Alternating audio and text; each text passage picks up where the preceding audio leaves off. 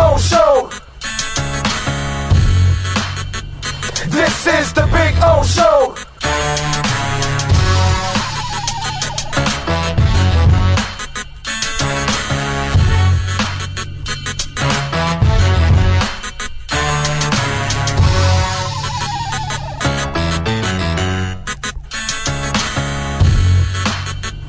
This is the Big O Show. This is the Big O Show.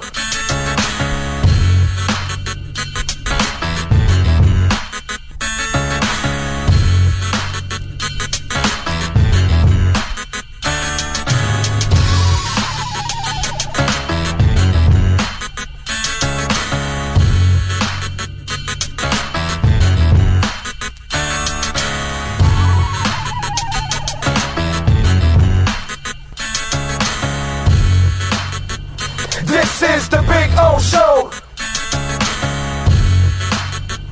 This is the Big O Show. This is the Big O Show.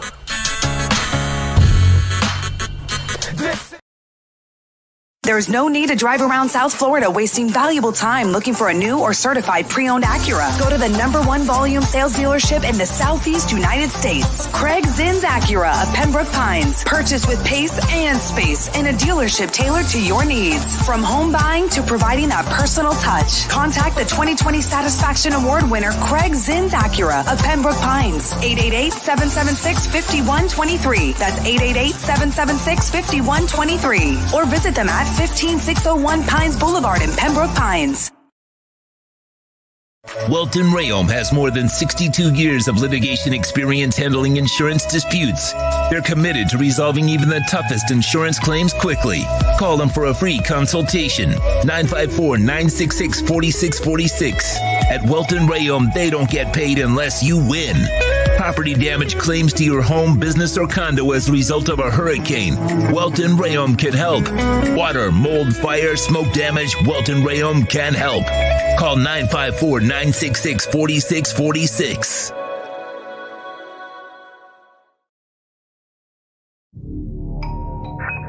I think I know what this is.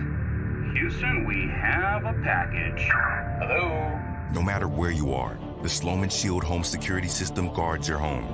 With next-gen perimeter protection, 24/7 monitoring, and interior motion sensing. And right now, get a free Sloman Shield security system and doorbell camera, all professionally installed, for free. Shield your world, the Sloman Shield. If you're a Miami sports fan, then there's only one store to go to, and that's Caneswear at Miami Fanwear in Davie. They're your one-stop shop for all your inner Miami CF, Canes, Dolphins, Panthers, and Marlins merchandise. They have hats, t-shirts, game day jerseys, and so much more. Located at 2511 South University Drive in Davie, and open 24/7 online at caneswear.com or innermiamiwear.com. Call them at 954-835-5597. Caneswear, the spot where Inner Miami and all Miami sports fans shop.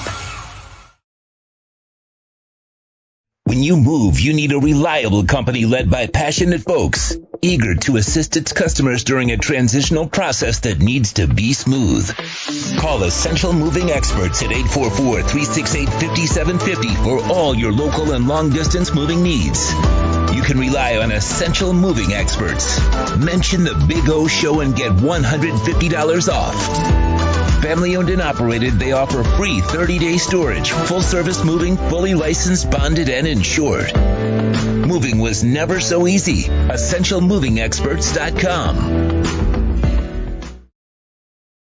For over 16 years, EJDConstruction.com has provided South Florida residents quality craftsmanship, accurate project management, and exceptional service. That's why EJDConstruction.com is an A-rated member of Angie's List and the Better Business Bureau. When you're looking for the right custom home builder for additions or home remodeling, please call my friend Eric at 305-433-4843. That's 305-433-4843 for EJDConstruction.com. Welcome to Red Light Therapy.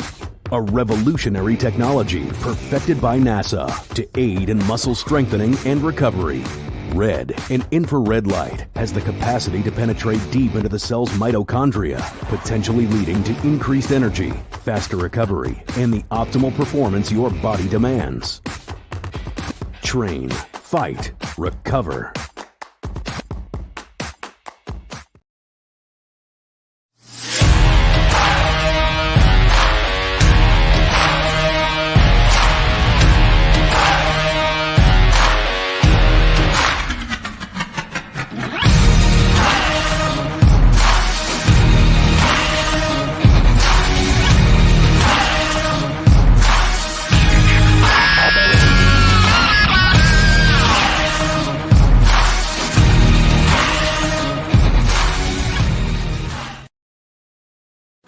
Statements or beliefs expressed on the following program by the host, guests, or callers are not necessarily the opinions of FantasyXS.com, Media Group Inc., ownership, management, sponsors, or website.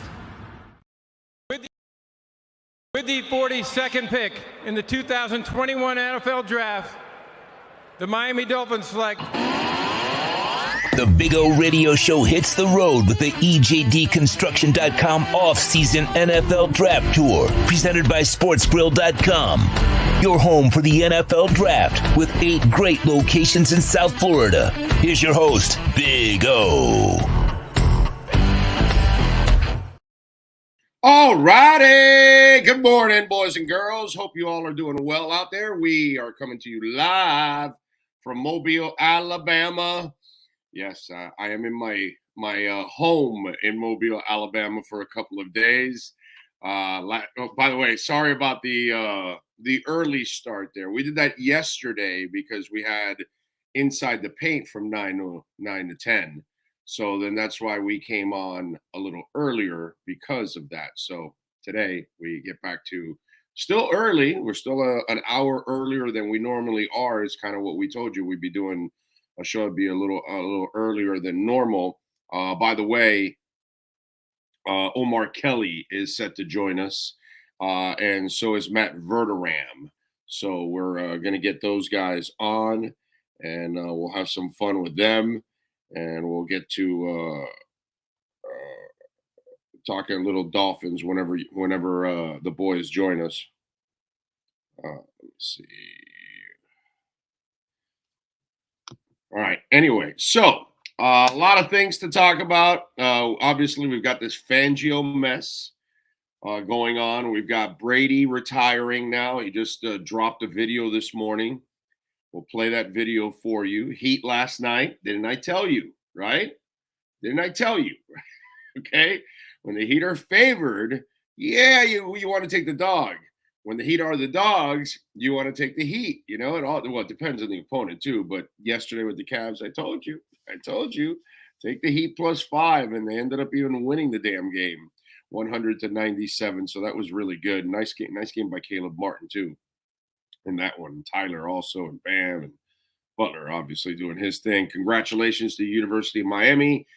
They beat Va Tech. I did not watch the game, 92-83. I was busy last night. And so congratulations to Isaiah Wong and Omier and Pack and all the boys. They got it done. They got Clemson on Saturday at 2 o'clock. So we got all these things to talk about. Sean Payton finally finds a home. So we got to get into that and explain what the hell is going on there. But first, we got to start, of course, with Vic Fangio. And Fangio, this is a crazy story, is what it is. It's, to me, at least right now, okay, because I've been trying to dig, and it's been hard to get info, to be quite honest. And I think he agreed to a deal. I think his agent agreed to the deal. And then while his agent was agreeing to a deal, then it's funny because I was having a conversation with somebody last night, and how they were explaining to me how one agent, handles his client the way they're supposed to, but it ends up pissing off the general manager. And then the general manager does something that pisses off the agent. And meanwhile, the player is kind of caught in the middle and doesn't really know about everything till after. And when they were telling me that story yesterday, I'm thinking about what's going on right now with this whole Fangio mess. And while most people right now are kind of caught, in a rock and a hard place, something tells me that the agent had the green light to negotiate a deal, negotiated a deal, agreed to a deal, but I think Fangio kind of got emotional about this, where he's got options. And remember, I told you this a week ago. I don't think Miami was ever the first option. Okay. And maybe he thought it was Miami because Peyton could not find a home. Nobody wanted Peyton. The Denver Broncos didn't want Peyton. Okay. Peyton didn't want to go reconstruct Russell Wilson. He wanted to go to a couple of other places instead. Everybody had to settle. Okay. But this all kind of got crazy with DeMeco Ryans and everything else. And, Zona's not interested in Sean Payton and all that. Nobody really was interested in paying the price to trade for him, pay the price of his salary, and control. And that's what you had to do if you were going to acquire him. Nobody was willing to do that. So this is a real mess, what's going on. So for me, the way I define the Fangio situation is the Dolphins negotiated a contract with the agent. And then the agent, when he gets on the phone to tell Fangio, we got a deal, he goes, whoa, wait a minute. I just talked to Sean Payton. I got a call from Kyle Shanahan. I'm not ready to commit to anything. You may have committed, but I haven't signed anything. So I'm not committing yet. So then you put the agent in a bad place, who then puts the team in a bad place. So now you've got the team pissed off, the agent pissed off, and then the client, player, coach, in this case, it's a coach, which is rarely ever this happens with a coach. With a player, it can happen. But with a coach, it really never happens. And remember what we told you. With Fangio, things were kind of personal. Moms in Florida, girlfriends in California, family in Philadelphia, and then relationships with Kyle Shanahan, with Sean Payton. And so now all of a sudden, all of these things get in the way. Mike McDaniel does not have a relationship with Vic Fangio. Okay. It's more of a, what's that? It's you're connected, but by other ways, by other people and things like that. And so whether it's the Shanahans or Kubiak or whatever. And by the way, from what I'm told, Kyle Shanahan and Mike McDaniel aren't necessarily, buddy and all that kind of stuff. So he's competing for Fangio. He wants to screw Mike McDaniel in the process too. And that's why, to me, this is all just a mess that the coach put everybody in. And he shouldn't have done that, but it's his life. It's his decision. He's 60, going to be 65 in August or September or something like that. So this is a man that this is probably his last deal. And he wants to make sure that he's going to go somewhere where he really wants to be. And I know people are asking, well, you just got fired from that place, which I know that's the weird part about it. But the difference is this is a different ownership group. And even if the general manager is in place, okay, there's a new general manager in town. His name is Sean Payton. So Fangio knows he's going back with power and leverage. That's the difference now. And that's where, to him, it doesn't matter if he goes back there, I guess. Doesn't make any sense personally. But then again, I went back to QAM. You know what I mean? So now I left QAM. Okay. Got fired the last time around, but I left QAM to 640 because, they had an idiot program director in place that was like a sales guy. And he was just putting ex-athletes on. and destroying the station. And yeah, that was kind of the start of the end of QAM, basically. It's kind of, that's where it all started, pretty much, the demise of QAM. Once it went to CBS and Odyssey just finished him off, but CBS was just a disgrace of an ownership group when they took over all those radio stations and gutted them and fired all kinds of really good people just to lower the bottom line in order they can sell it, you know? But anyway, so I kind of understand, you know, that whole thing. I mean, QAM asked me 3 times before I went back from 640 because I wouldn't go back the first couple. One of the times they approached me like, hey, would you want to be the sidekick to Michael Irvin? I was like, huh?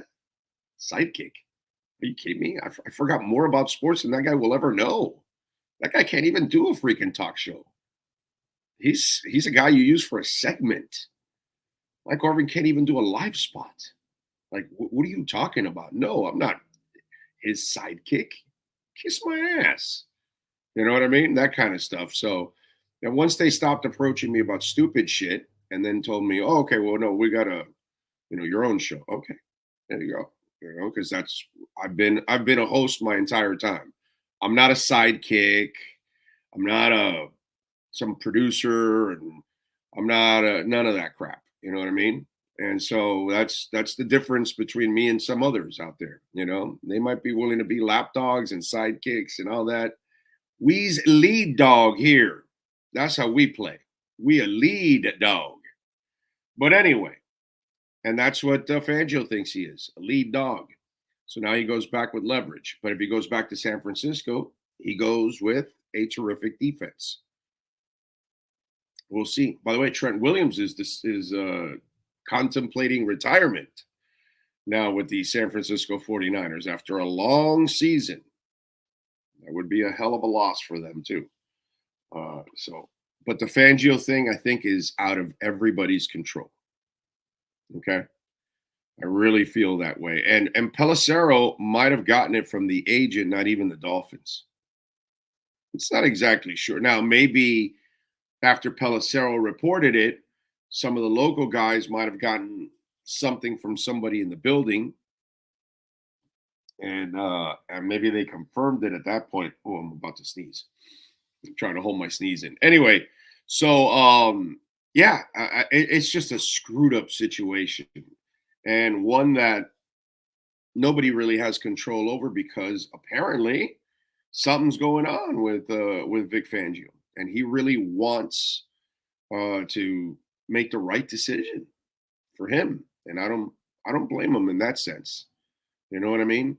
It's nice to have options, and the man has options.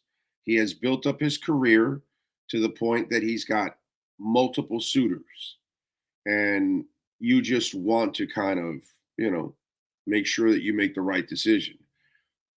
Now, let me explain the other side of all of this. Now, let's talk a little bit about Sean Payton and his decision and how it has affected the Vic Fangio situation with the Miami Dolphins. At least this is my assessment of it. Okay, nobody wanted Sean Payton.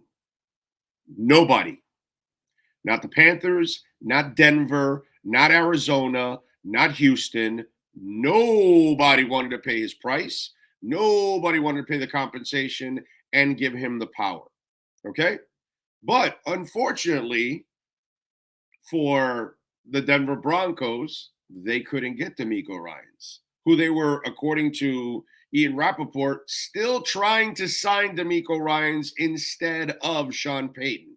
Sean Payton was not the Broncos' first choice. And guess what? The Broncos weren't Sean Payton's first choice. Desperation brought these two together. Okay? Arizona not hiring him. Carolina not hiring him. Houston not hiring him. Denver did not want to hire him. And so at that moment, Fangio is like, well, it looks like, Sean doesn't have a home. His agent's probably telling him, hey, man, Sean's running out of options. They're considering all other kinds of people instead of Sean Payton. Okay, so I guess I'm not going with Sean. All right, so do we negotiate? Yeah, go ahead, negotiate with Miami. And then all of a sudden, hey, while you're negotiating with Miami, crap starts to break behind the scenes. And maybe even Sean calls him and says, hey, we're back alive again in Denver. Are you willing to come with me? Whatever, that kind of stuff. I think that the whole Sean Payton mess also has created a problem here. But again, here's where the problem really lies, and this is what we have to all understand. The head coach has no relationship with Fangio. Zero. They've never worked together. There's nothing mutual about their relationship that they, whatever they might. It might be more about McDaniel respecting Fangio from a distance and everything that he's done, but Fangio's never worked with McDaniel, so he doesn't know anything about the guy. Hasn't ever. Now he knows more about these other guys, and so he's more comfortable there. But in the end, I think that that's the real problem. The real problem is that Miami just does not have the juice, unfortunately. And so they're, like I told you, they were in third in line. So now they're, or fourth in line. Now they're back to third again. I thought they were second because I thought San Fran was out. But now San Fran and Denver and Miami are in the mix. And I kind of think it's really all about Denver and San Fran. And let me tell you something. Maybe Fangio's just using Denver's money, since they fired him, to leverage it against San Francisco. I don't know. It's really a screwed up situation, and I don't necessarily blame the Dolphins for all of this. I can't blame them for it. They're trying to get the best candidate possible. They thought they had they made the offer. Obviously, it was accepted. And then all of a sudden, when the agent's calling Fangio and say, hey, we don't have a deal. No. You better call him back and tell him that we don't have a deal yet because I'm not ready to. I'm sorry. While you were talking with them, this and this developed. And this is something that just puts everybody in. Put it this way, okay?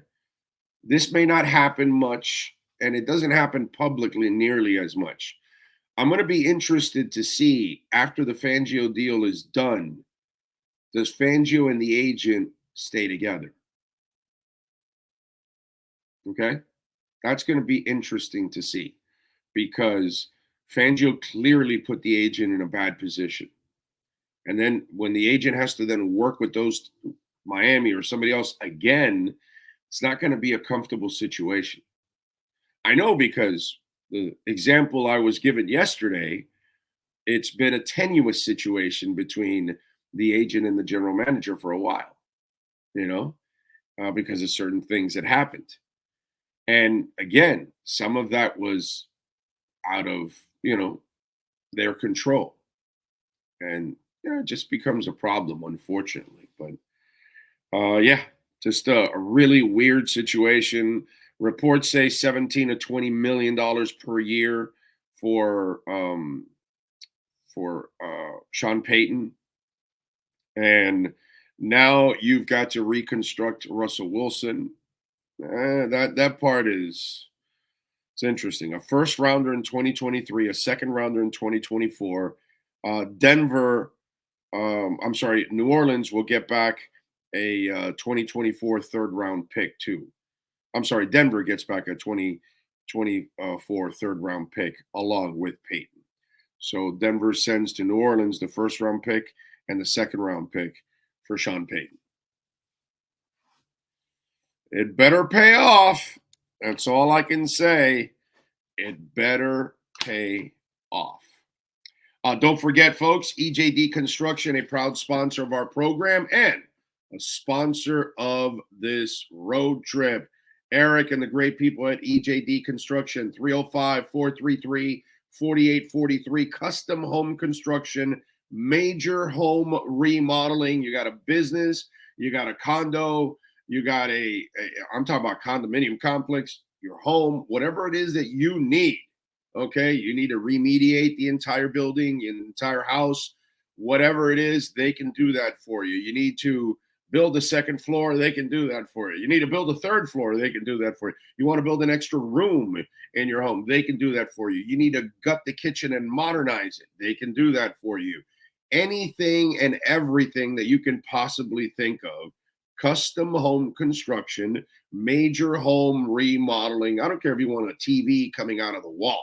He can do all of that for you. 305-433-4843, Dade and Broward counties. And by the way, we've got a lot of listeners calling EJD Construction because now they're finding out they've got to renew their premium, their hurricane insurance. And guess what they're finding out? Well, wait a minute, your home is over 20 years old. You need to upgrade that roof. And if you need to upgrade your roof and keep it up to date so you can get that premium and get that insurance and be covered for the upcoming hurricane season, call EJD Construction. In fact, if you need a new roof, EJD Construction can do that for you. Not just upgrading your roof, making sure that everything's up to code, but if you're having roof issues, they can fix the roof too. Full contractor, man. They do it all. Man, we had a listener that built a observation deck on top of their house, which is actually so freaking cool. 305-433-4843. Save it on that cell phone if you live in Dade or Broward counties. It's the only two counties that they serve, Dade and Broward County. 305-433-4843 for EJDconstruction.com. All right. What else do we have going on? Let's see.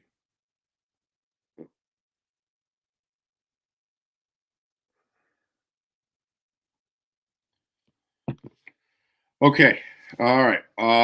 Let's see. I want a coach that's 100% in. Yeah, that sounds all well and good. So you want to get a lesser defensive coordinator instead of maybe waiting for Vic Fangio. It's not like defensive coordinators are being signed up all over the place. So what are you going to do? This was their plan from the get-go, obviously. And that's the guy that they want right there. So, what can I tell you, ladies and gentlemen? What can I tell you?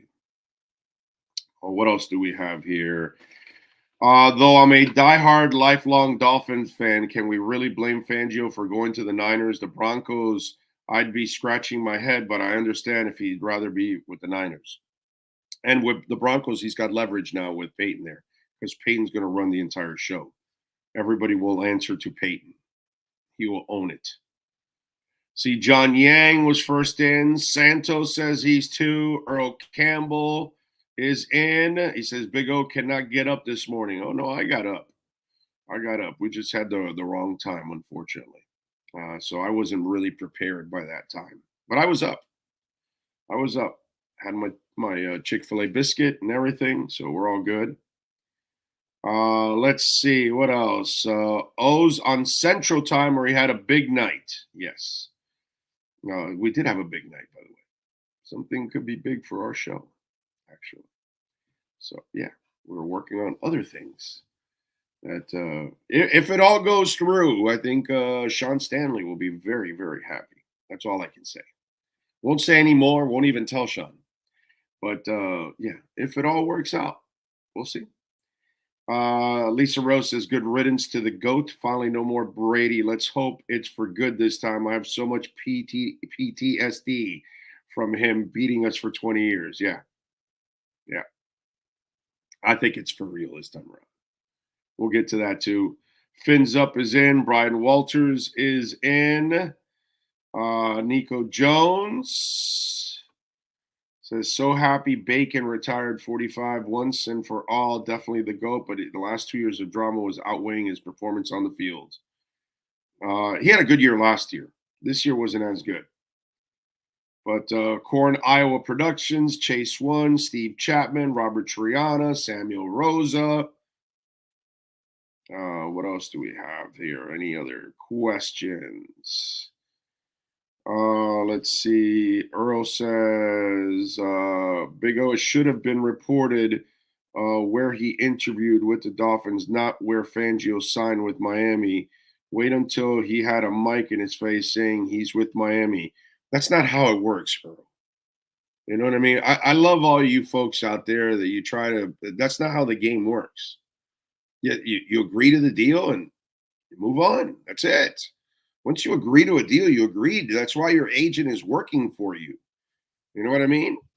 He basically screwed his own agent. He put his own agent in a terrible position. That's all. This is all Vic Fangio's fault, not anyone else.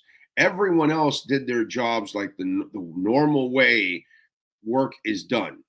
Okay? You agree to a deal, okay? And that's it. It's done. You either shook hands, you agreed to it, whatever, and then the next thing is to go sign it. Right? Or in the player's case, pass your physical and then sign your contract. And then sometimes you agree to a deal, and then what happens? You agree to a trade, and then what happens? He fails the physical, and that nullifies the signing or the trade, right? Because those are the steps that are left. It's physical and sign your contract, but you already agreed on it. How many times has that happened? A couple times already. Oh, and by the way, sometimes they even sign the contract and then fail the physical. No, I mean, these are the things that you can't control sometimes. Human beings, that's what they are. We you know, we're emotional people, or some of us are at least. And apparently there was a little bit more to this Fangio story than meets the eye. And I just think it's been a really weird situation, man.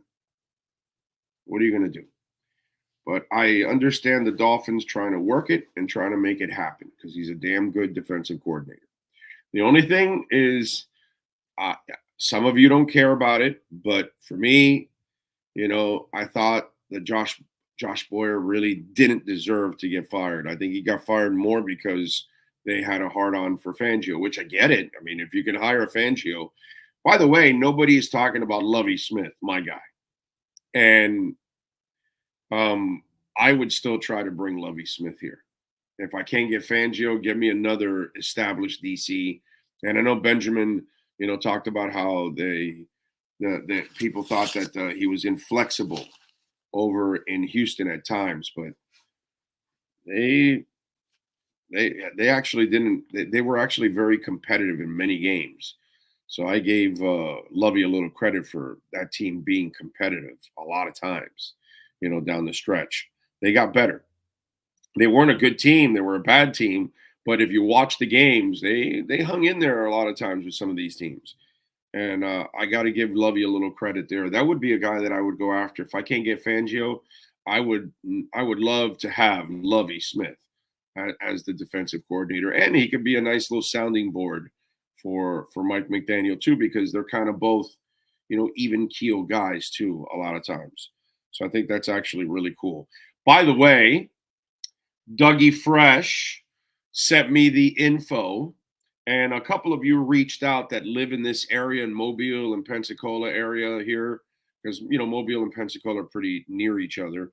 Today at 5 o'clock after the second practice, I am going to go to the Ticket Sports Bar 2. It's at 2115 number 6 West 9 Mile Road, and it's Ticket Sports Bar 2. Okay.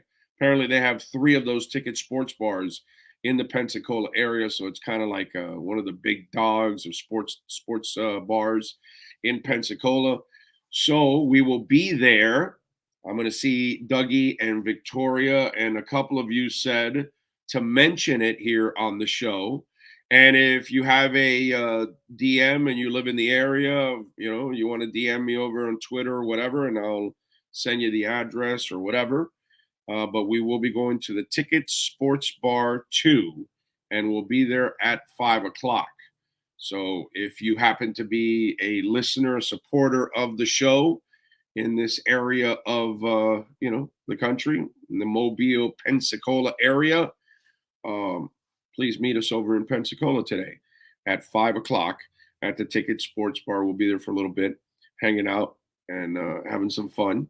So I'm looking forward to finally meeting Doug and Victoria. But and then meeting any of you other folks out there that want to show up. So if you happen to be in the area, please come on out and join us. Big day today too. Waiting for the Federal Reserve to come out, baby. Yeah. If they announce the quarter-point raise, which should be around 1 o'clock, 1:30, 2 o'clock, all of that. And then we'll see what ends up happening. You know? So that'll be cool. I think where's Bitcoin at right now? It's still over 23,000. Yes. It is right now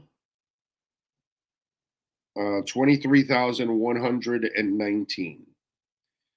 So I put out a poll question. I think it ends now pretty close. Where do you think Bitcoin will end by Friday? Will it be over 25,000 is the question. Will it stay at 24? Will it hang around 23? Will it go down to 22? Let me see. Is there we still have 3 hours left. And that's because it's before the FOMC meeting and the announcement. So that's why I put it that way. But for right now, the leader is falling under 22K, 34%. Definitely over 25K at 28%. Staying in the 24 range at 25%. And settling in at 23 at 13%. You can always tell the haters and the people that don't know anything about Bitcoin. And because always the worst option is the one that gets the most votes, because the people that are usually voting are the people that know nothing about Bitcoin, and they just listen to the idiots that know nothing about Bitcoin and cryptocurrency. So it's just funny. Dougie Fresh says, Big O, Sean, can you confirm if O is coming today or Thursday? No, it's today. I can't do Thursday. No. It's today. Today. I just talked about it, Dougie Fresh. I just promoted it. It is today, 5 o'clock. I'll be there. I cannot. Thursday at that time, I'm in Florida, like by Ocala or something by that time. Okay. Or maybe Tallahassee.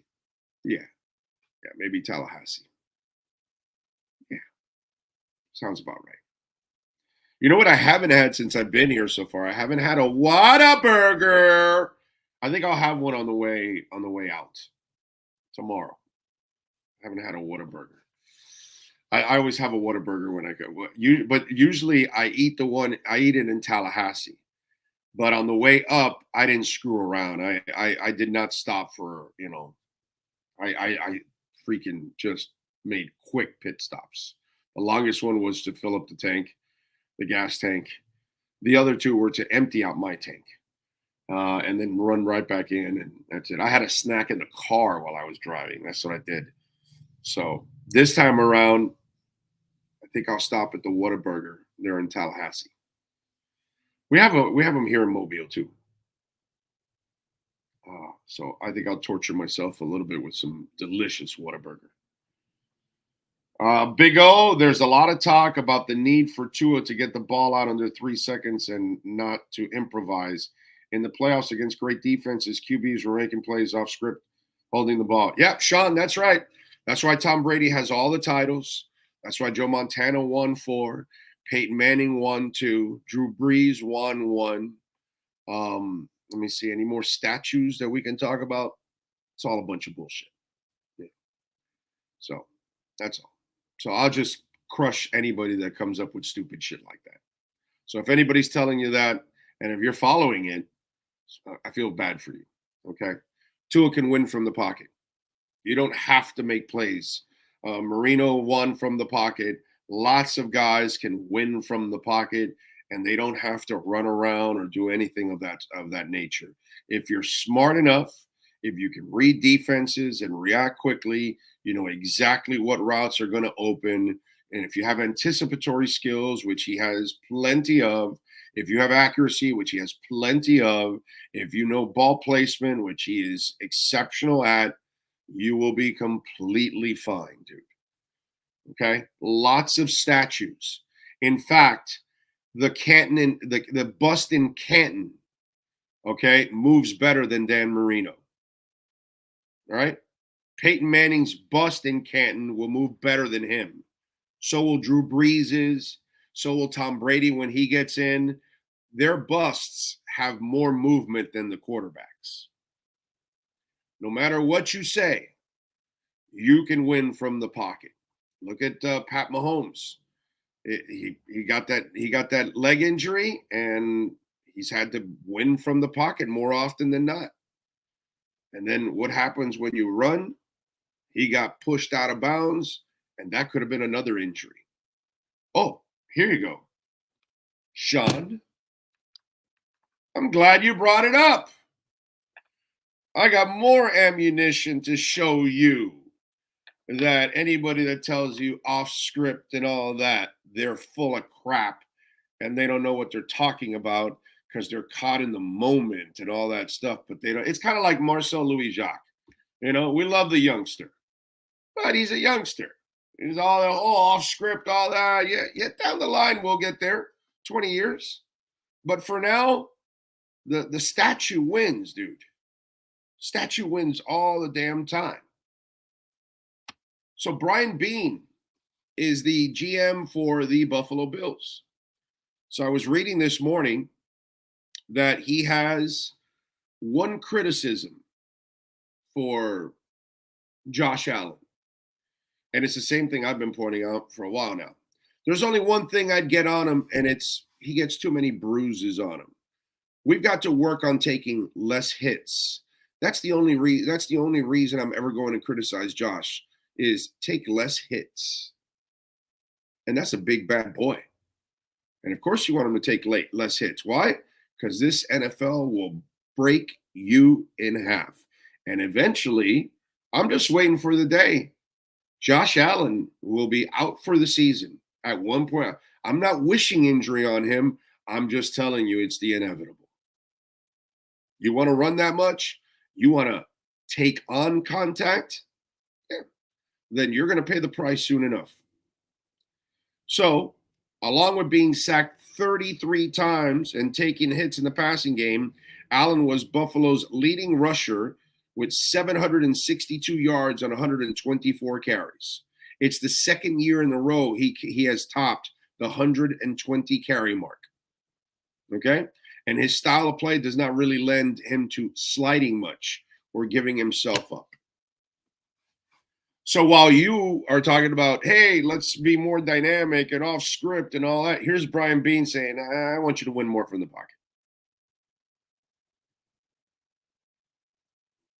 Joe Flacco couldn't move. He won from the pocket. Trent Dilfer couldn't move. Won from the pocket. Nick Foles really wasn't much of a scrambler. The year they won, from the pocket. Most of the championships are won from the pocket. Still, to this day. You know? So, and Joe Burrow runs out of pure desperation. It's not part of his game. He just will run for 5 or 6 yards or whatever because he had no freaking choice. But he is playing for the pocket most of the time. Because that's what Joe Burrow is. He's a pocket passer. Russell Wilson, Lamar Jackson, Jalen Hurts, Josh Allen, you know, those guys, yeah, those guys are ad-lib guys. I get it. Mahomes is an ad-lib guy. But Mahomes is so good accuracy-wise that he can live from the pocket. So as Mahomes gets older and loses his legs and the mobility and the burst that he needs, he will survive. Why? Because he can live from the pocket. I'd rather live from the pocket. You will play longer in your career if you live from the pocket. And it's very doable to win and win a lot from that position. So there we go. Morning, Big O. Have you heard of Drew Sanders, Oklahoma middle backer, 6'5", runs like a deer? Can you watch him at the Senior Bowl? Well, I was obviously I'm here at the Senior Bowl, and and by the way, Omar Kelly at 10:30. Okay, your time, of course. So I can tell you about it. I'll be honest. I wasn't glued to practice. They were in shells. There, it wasn't really a hot and heavy practice. But the DeJuan Jones kid, the tackle from Ohio State, my God, that's a big human being. None of the QBs here are anything so far. I mean, what I saw in the two practices, I was like, wow, this is not good. I'm like, wow, I wish Hendon Hooker was healthy. Would have been helpful. Tyreek Stevens, corner, did all right actually yesterday. I saw him, hang with some receivers at times. I thought he did well. The Michigan State wide receiver Jaden Reed, he looks good. Ronnie Bell, the Michigan receiver, also looked good. Look at the problem. The only thing I have a problem with is he's not a big guy, but the Tulane linebacker Dorian Williams, pretty good speed, sideline to sideline, and was filling holes and was ready for contact. The only thing is he's 6 foot 228, and so that's the only thing. He had a great season at Tulane. He looked good. He looked good yesterday. I'll say that. McClendon Curtis is a guard from Tennessee Chattanooga. Big body, has an NFL body already. Uses leverage well. Power player. Interesting cat. Interesting cat. Like DeJuan Jones from Ohio State. Like everybody knows him, but wow, when you see that guy up close, holy shit, he's a human skyscraper, man. So those are some of the things I saw in practice yesterday. Again, I gotta be honest. I wasn't glued to practice that much. I was watching and taking some notes, and okay, that's I got my roster here, and so that's an interesting guy, and then I make a note or something, But I was talking to a lot of people yesterday. I was just bouncing around and talking to NFL folks and agents and all kinds of stuff. So, and reporters too, by the way, a lot of reporters that I got to, it was like my opportunity to kind of catch up with people personally. I had lunch with Matt Verderame yesterday. We went to a barbecue joint and had a good time. Hung out with Matt. Saw all kinds of people. Chris Perkins is here from the South Florida Sun Sentinel. Adam Beasley is here. I don't know if did I see anybody else from South Florida. No, I don't think the Herald sent anybody. I didn't see Joe Shad here. So no, that's it. And obviously, on the electronic side, there's only one here.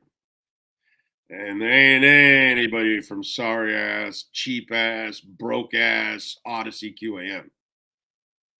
Hey, where's their stock at? 33 cents or 22 cents?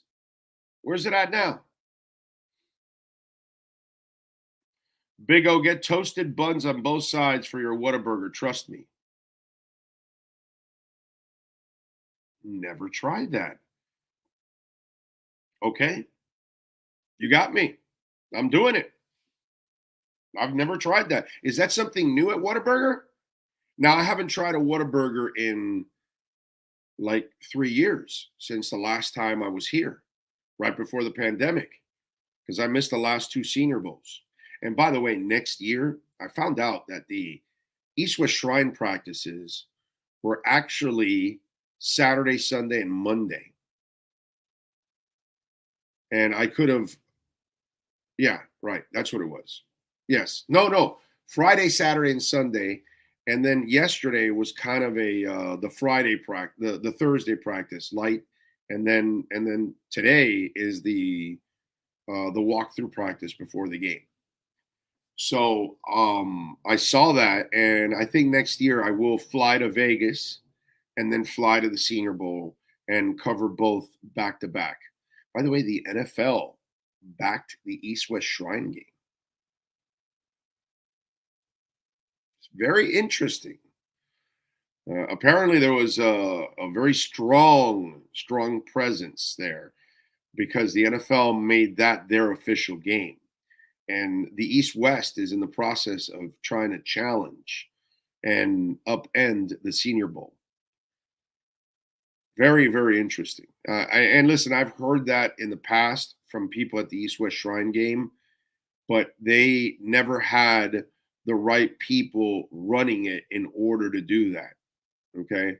The older gentleman that they had in the past running the East-West Shrine game was just not suited for it, actually. Did not have the skill set to really do the job right. Eric now, and I've had Eric on a whole bunch on my show. He now runs the East-West Shrine. And Galco is, I'm telling you, he's doing one hell of a job at the East-West Shrine.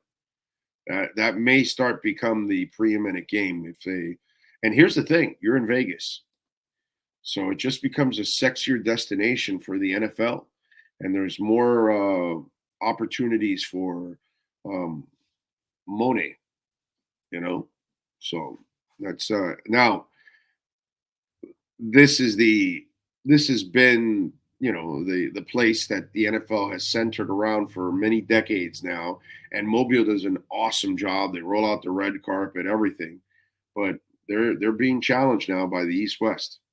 I personally don't like that they're both overlapping because I always used to love to go to both complete weeks and kind of enjoy the whole thing and take in, you know, the entire atmosphere. And I kind of don't like that they're going at each other this way. I'd rather them be separated and, you know, have their own weeks and get their own attention. That way the entire NFL can go to both. You know what I mean? This way it kind of, you end up breaking up some of your scouting groups, and some will go to the East-West, some will go to the Senior Bowl, and then that's it. But if you have them on separate weeks, then everybody gets to go to both. It's not too bad. So there you go. What else do we have? QAM blows. I would agree with that. Josh says, oh, don't forget about the Super Bowl next year in Vegas. Vegas, baby. And of course, the Dolphins will be in the Super Bowl in Vegas. Big O, can you unblock my Twitter fan for decades? Posted a pic of Tua throwing short. Unblock my Twitter. So why did you get blocked? What stupid shit did you do? I don't really unblock anybody. I don't really. There really is no probation on Twitter. You did something stupid and you got blocked. You did something disrespectful and you got blocked. There's no doubt about it. Or you were a troll, like we do here. When you're just a troll and that's all you want to do, then we just get rid of you. So I don't know. I don't know, bro. I don't know.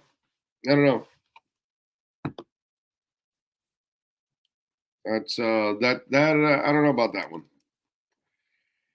That's the kind of stuff you may have to earn some other way in order to get back on Twitter, to be quite honest.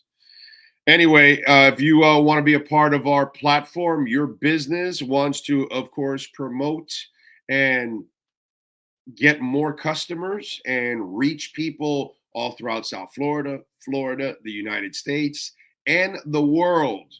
We hit all levels now on this platform. We got a lot of people watching worldwide. In fact, I was showing somebody yesterday how, you know, we have people all over the world, and you know, from whether they're watching or downloading in Kuala Lumpur or in Germany or in New York or in California or in Canada. And, you know, it's just one of those things. Qatar or Craptar, like I like calling it. You know, it's we had I wonder if people were at the Olympics at Craptar and then the World Cup and then watching us. I wonder.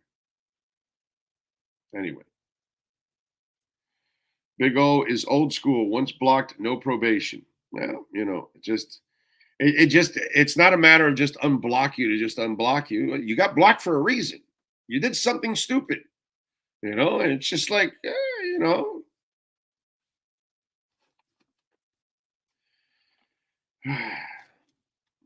Anyway, what can I tell you all? All right. What else do we have going on in the world of sports?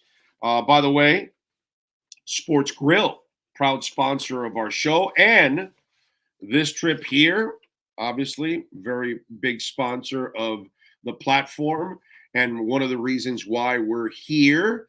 Great place to go check out the draft. By the way, the Heat now making their run, the Panthers. You can catch your local teams, basketball, when the tournament rolls around. Sports Grill, 8 great locations, man. We just opened the Doral location. And folks, it is Wednesday. Kids eat free with the purchase of an adult entree. So get on down there, check out 8 great locations during the NFL games. $12 domestic pitchers, $1.50 Bud Light drafts and bottles. Check out the cherry lemonade and the tailgate tea. They've added those to the menu. And during the NFL games, which we got one left, $5 during the NFL games, and the hot sauces. You know that people love the hot sauces at Sports Grill. Buffalo sauce, Miami Heat. Good win last night. Blackberry, barbecue, Dale. You can take them home with you now.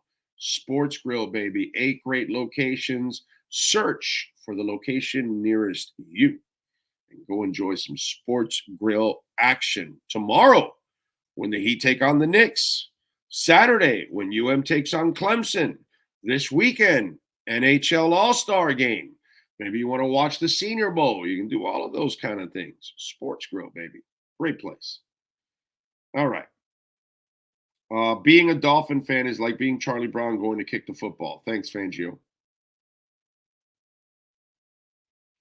So, posted a pic of Tua throwing short. No, that's not it. No, that's not it. You did more than that. There was some. You did something. I don't know what it is because, brother, there's probably close to 1,000 people blocked. So I'm not going to remember all the people that I blocked and why I blocked them. But usually, if I block you, it's because you either did something stupid, disrespectful, or you were a troll.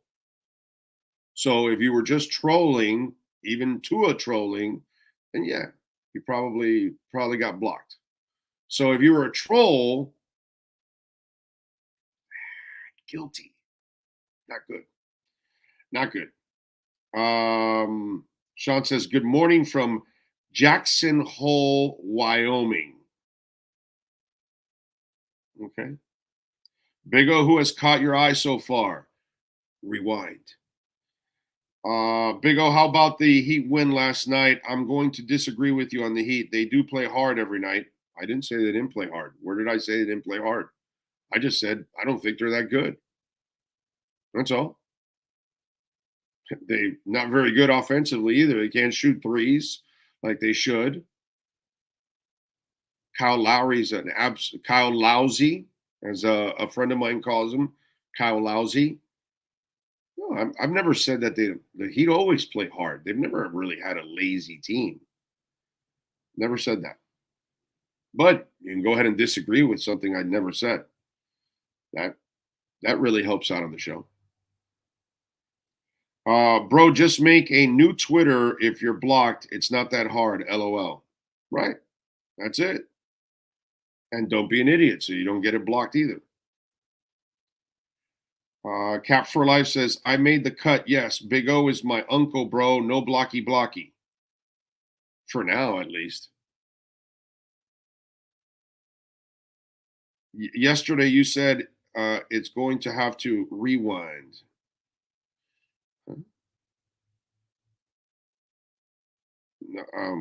I don't have to rewind shit, John. You got to rewind. You can go ahead and rewind and then bring it back to me that they don't play hard. Never said that. I might, you know what? I don't know if Kyle Lowry always plays hard. That's for sure. Jules says, I've been blocked so much, I feel like Trump. Nobody loses more than Trump, but that's pretty close. That's a guy that, wow, he really enjoys losing. Now he's going to get trashed by DeSantis. DeSantis is going to crush his ass. That's going to be, but it'll be fun to watch. Anything, all of Trump's failures are fun for me. I enjoy watching Trump fail. That's a fun thing to watch. Big O, find anything new on why Crossman hasn't been fired? No.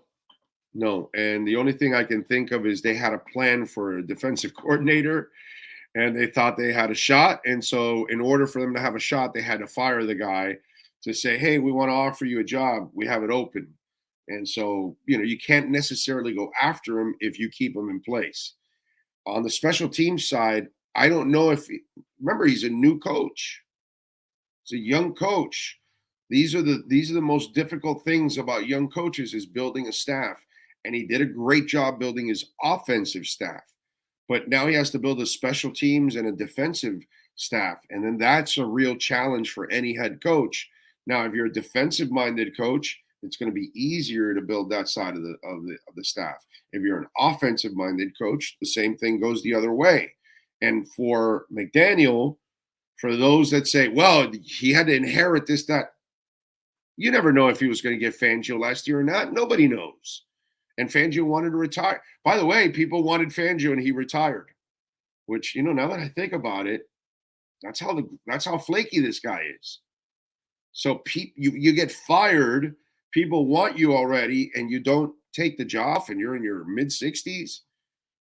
Now you're back and you're undecisive about what you want to do, or indecisive, that is, about what you want to do. It's weird. He is a different cat, this Vic Fangio character. A different cat. What improvements, moves do you think the Finns make this offseason on the O-line? I think you get a tackle. I think you find a way to get another tackle. I agree that Tua needs to remain in the pocket and throw, but Dolphins must do their part and build a strong, sustainable O-line.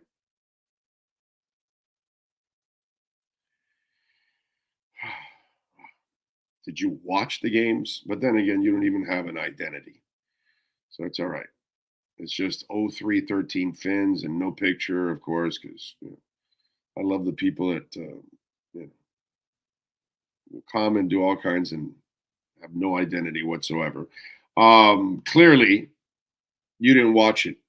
And you obviously don't watch this show because all of his injuries come from holding on to the ball, not from the offensive line allowing sacks, allowing him to get hit a bunch. All his injuries come from in the 4 to 5 second range. Every one of them. So that has nothing to do with the offensive line. That has everything to do with Tua not making a quick decision for the 400th time. But you go ahead and repeat it because somebody else that's just as stupid will repeat the same shit over and over again. It's like you all out there. It's like a bunch of you out there. You're tools. You're parrots. You repeat things. You don't really think about it. You don't really look at what's actually, going on. All of that stuff. It's just the weirdest thing. Has nothing to do with the offensive line. The offensive line was more than good enough this year to pass. More than good enough. The 2 years before that, it was a sieve. And he was getting pressured when he was handing off.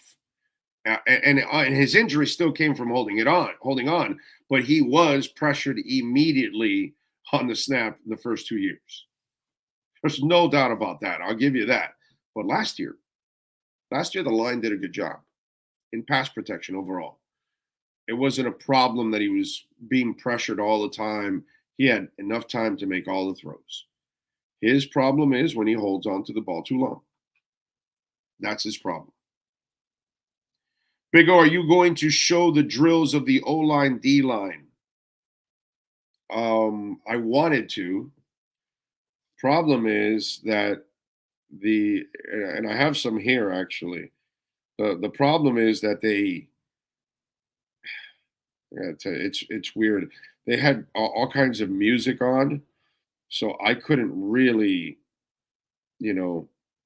air it, unfortunately. But yeah, I have it. I have some of the O-line, D-line stuff right here, actually. Not that you're going to see anything here, but there you go. See? I have some of the O-line, D-line stuff that I got yesterday on the show while I was there. This is my favorite drill in any practice, in any NFL practice. The best drill on the planet is this one right here. It's the most real one, but again, not full pads. But yeah, I will pass this on to Sean. Sean, you got to put it with no volume. Maybe put the big old show theme under or something. You know why? Yesterday, it was all 80s pop rap. Okay, it was Salt and Pepper, Push It. No, in fact, Push It was the one that was going on during those drills. It was funny, man.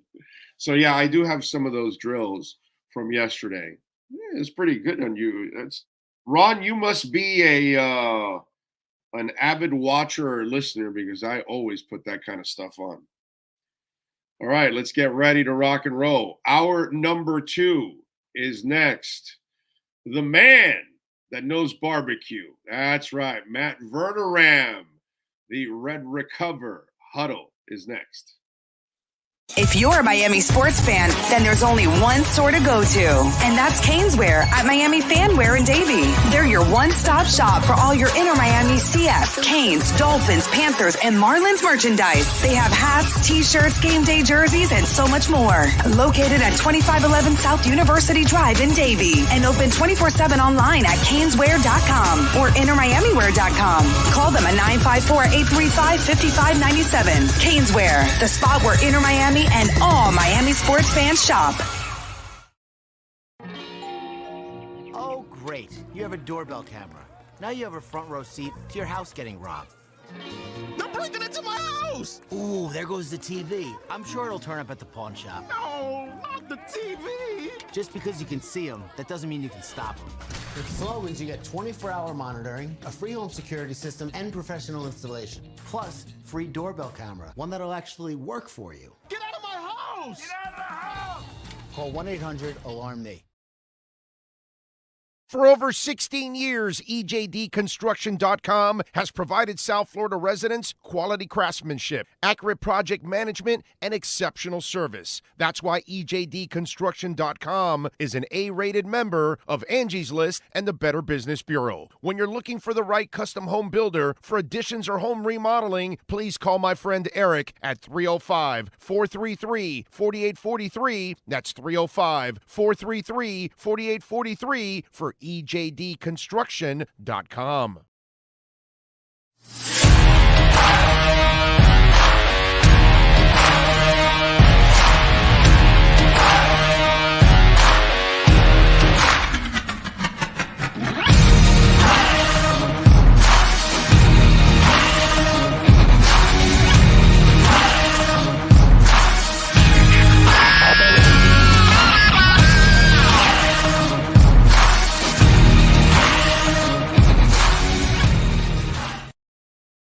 Welcome to Red Light Therapy, a revolutionary technology perfected by NASA to aid in muscle strengthening and recovery.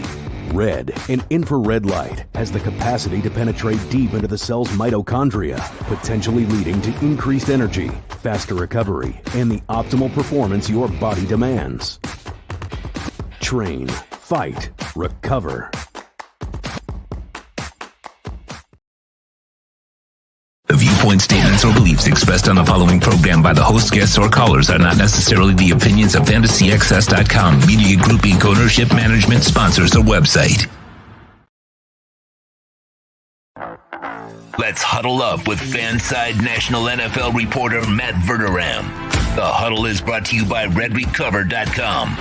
RedRecover.com's wraps and pads are designed to deliver maximum benefits with each treatment anywhere you go. Go to redrecover.com to learn more about red light with videos, blog posts, and over 40 years of medical research to treat pain, inflammation, and overall well-being.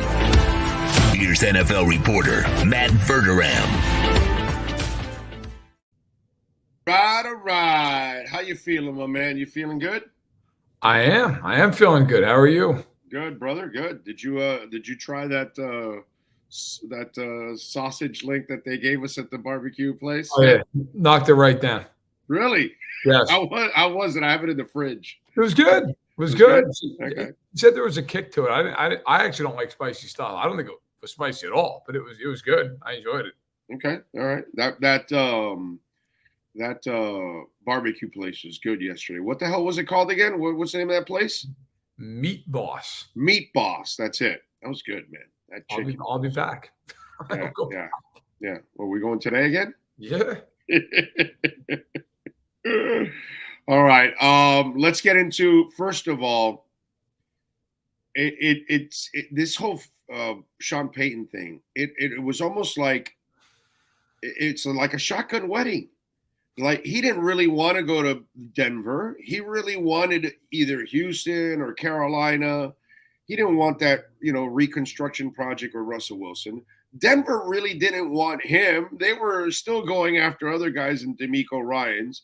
It didn't seem like most teams wanted to give up the price, the salary, and then the power that you got to give up.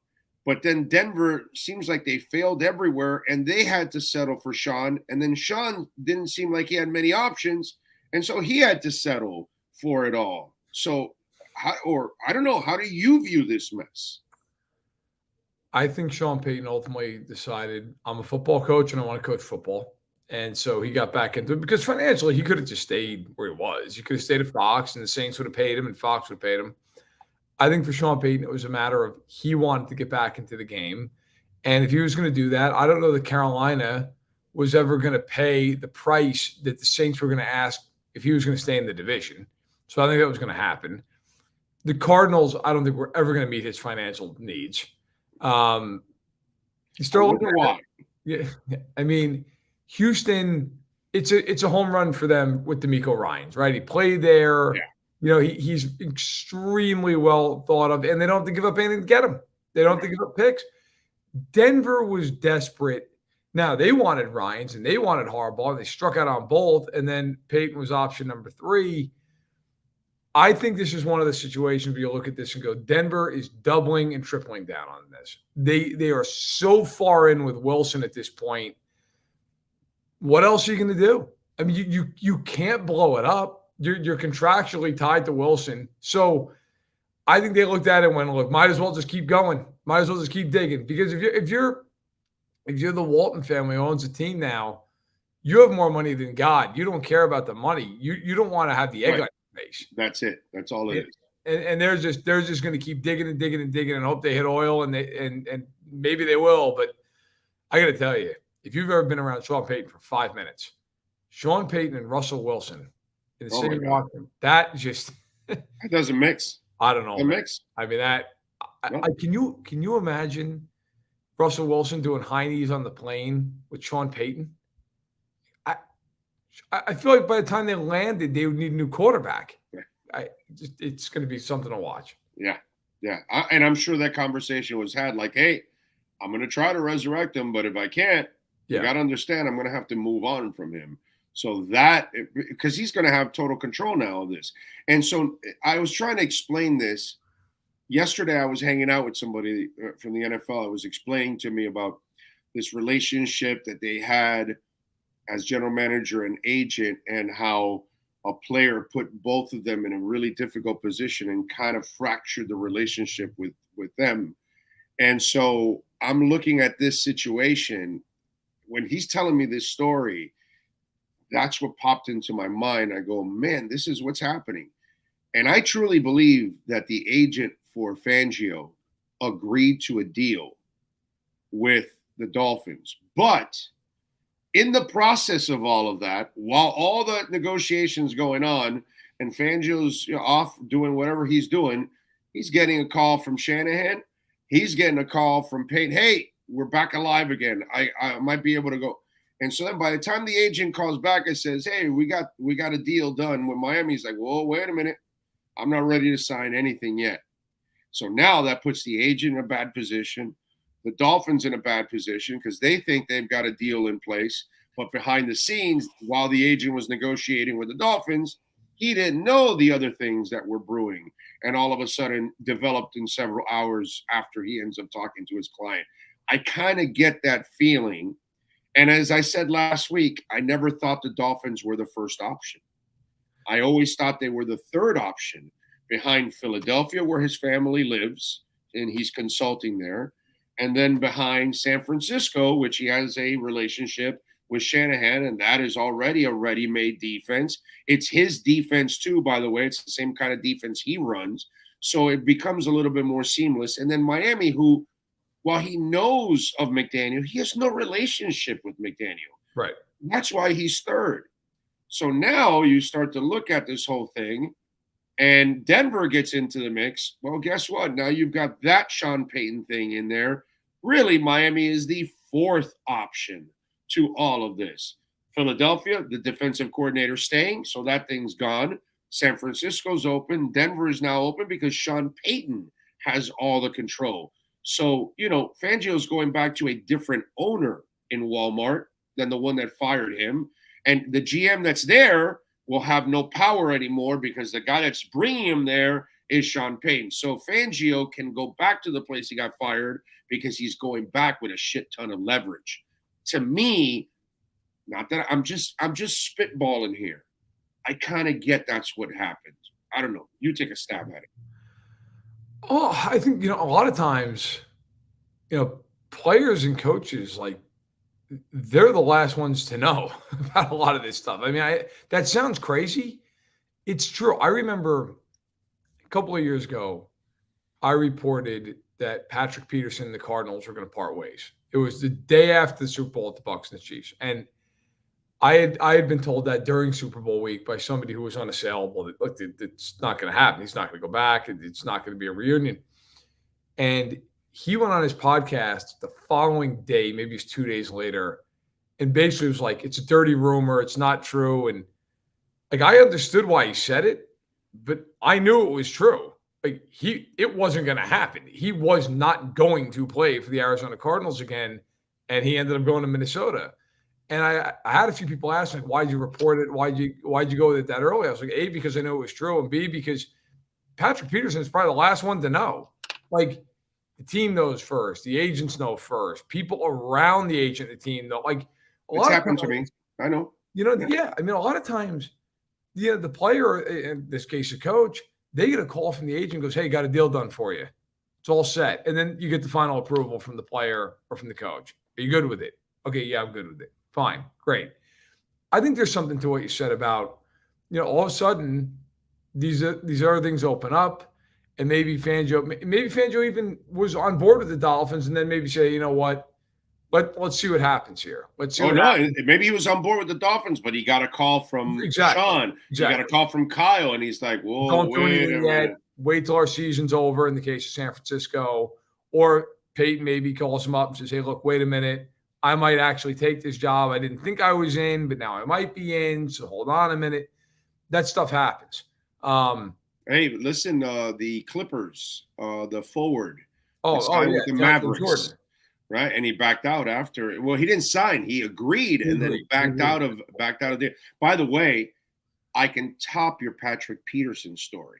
Have I ever told you the Daryl Porter story? No. Okay, so his son now plays in the league, Daryl Porter. But so Daryl Porter Sr. Okay, I've told this story on the platform before. I apologize for those of you who have heard it. Those of you that haven't, get ready. One of the worst days of my life as a reporter. So I'm a beat guy covering the Dolphins every day, all that stuff. So I get word that Daryl Porter is getting cut. So I reported on QAM, hey, Daryl Porter is getting cut, So we're about ready to go into the locker room, okay? And so when we walk into the locker room, Daryl Porter is there. So we all rush over to Daryl Porter, right? Because everybody heard about Daryl Porter getting cut. So guess who's asking the first question, right? Because it's my report, right? So everybody's like, all right, you're going to ask the question, right? Because Matt, you've been in locker rooms. When they cut somebody, are they in the fucking locker room? No, they're not. Okay.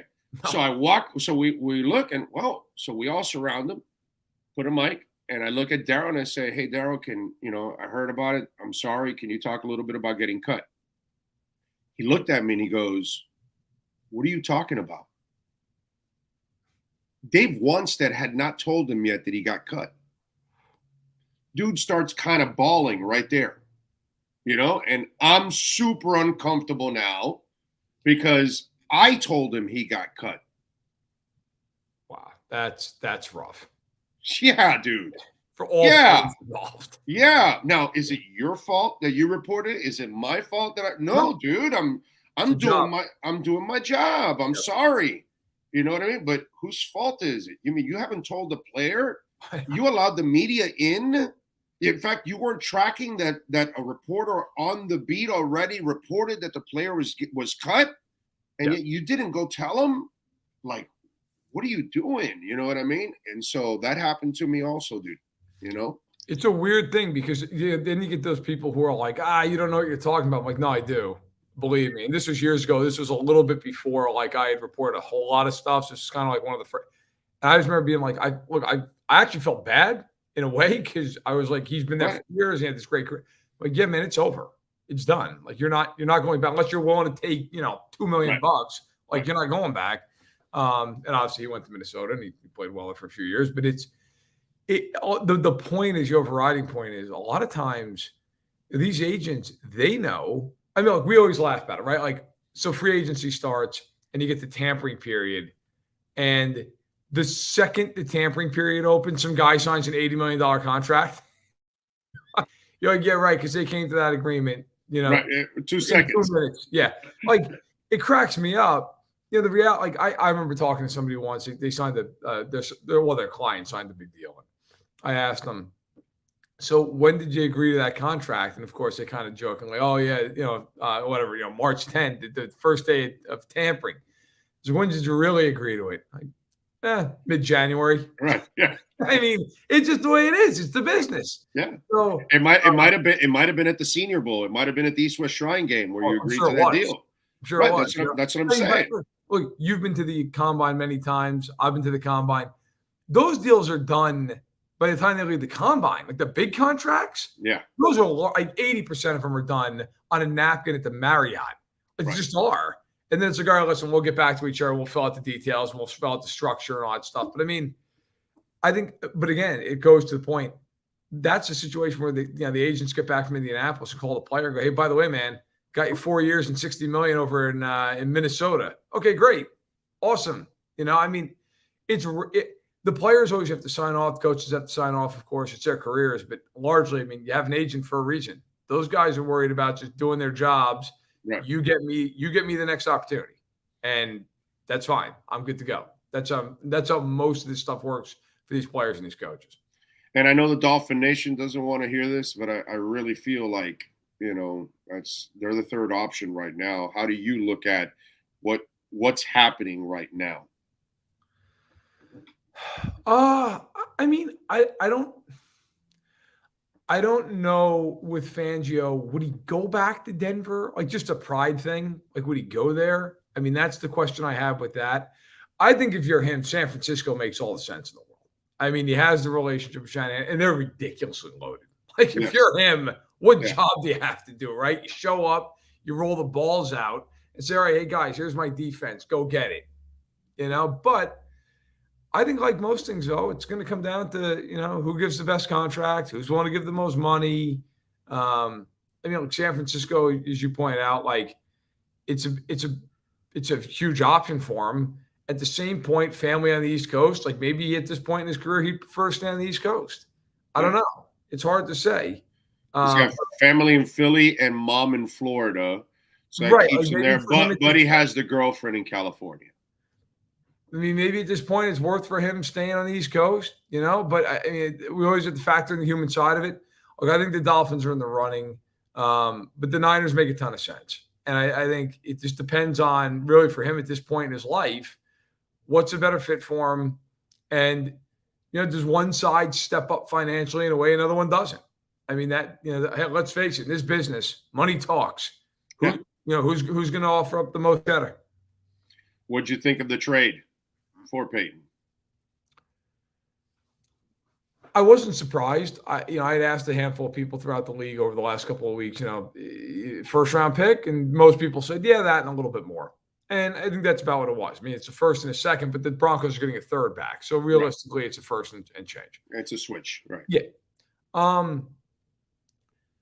Look, I think Peyton's a very good coach. I also think that the Broncos have given up so much draft capital because it's not just it's the Russell Wilson. Russell Wilson picks. And you just gave away the Chubb pick that you got. And you gave away Bradley Chubb. To get that pick. So it's my feeling on Denver is I see all these people saying nationally, well, they have all this talent. Now he's going to turn around. What talent do they have? They had 2 Pro Bowlers last year. I mean, look, I like Tim Patrick and Cortland Sutton as much as the next guy, but they're not Pro Bowl players.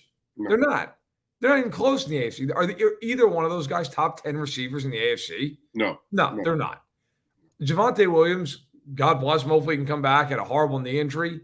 He's a running back. To me, I was surprised Peyton came back, but again, money talks, and maybe he just felt like, look, I don't want to sit out another year. Okay, fine. He's 59 years old. Might want to get in sooner rather than later. But I do feel like for Denver, is he a very good coach? Yes. At the same point, would I have wanted to give up draft compensation after all that I just gave up?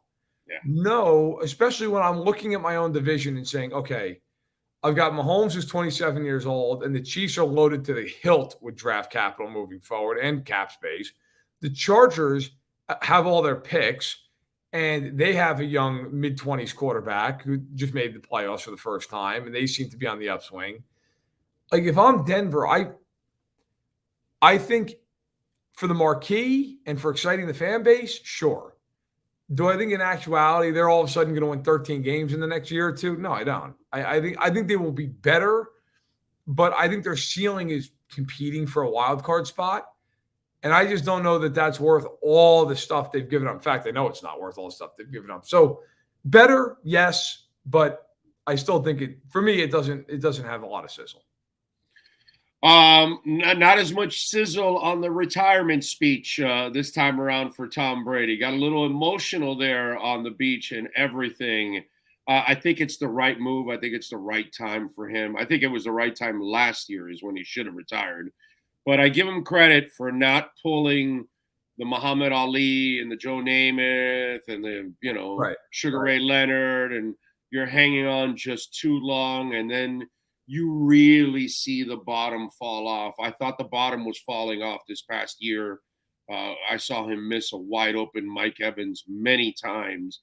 And it was just like, yeah, that's not him, because if there's one thing he's always been is dead ass accurate and on time always. And that was starting to fall behind.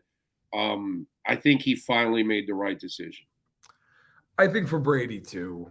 First of all, I agree with you. Secondly, I think it got to a point where if you watched him this season, one thing that was really evident is he just did not want to get hit anymore.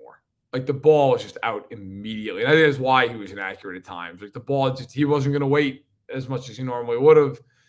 And, look, the reality is, and I just wrote a column about this right before we came on, what does he have to prove? Nothing. I mean, nobody's ever had the career that guy's had. Brady's fascinating, I think, to most people. At least he was maybe before, he played for a quarter century, but for a lot of his career, because really he was like the everyman.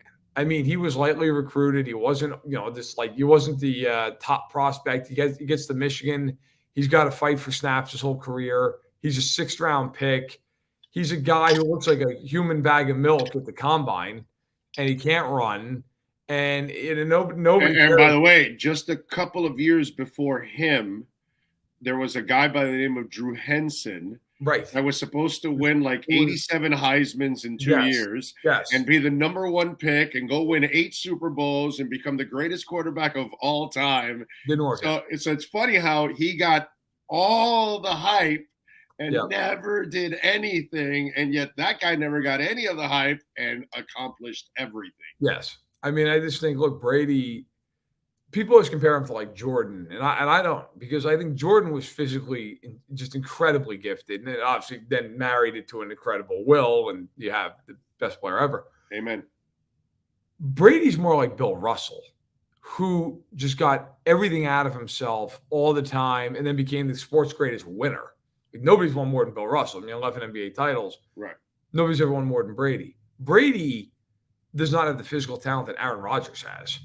But Brady gets everything out of himself all the time, every day. And that's why I think if people are honest with themselves, maybe a lot of Dolphins fans can't stand him for obvious reasons, but he's so revered because he's the ultimate competitor. Yeah. I am glad that he walked away in the sense, look, I didn't want to go watch him play for the Raiders, in 2023 and go 7-10. It would have been a disaster, dude. He can't block. They have no defense. Like, I'll tell you what, the saddest guy in the world today is Josh McDaniels, because I don't know where they're going now. I mean, calling up Derek Carr, and hey, I'm sorry. Well, no, not only that bullshit about they could play hardball with him, dude. He's got a no trade clause, Right.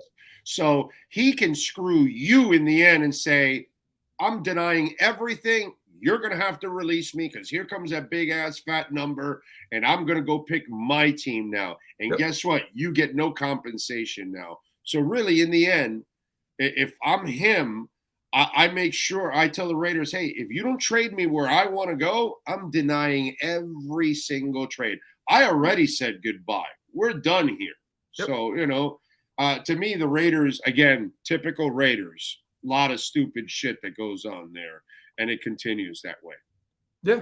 I mean, look, the Raiders, if you're putting all your eggs in the basket of a guy who's going to be 46 when training camp starts, I don't care who he is, I mean, you got a problem.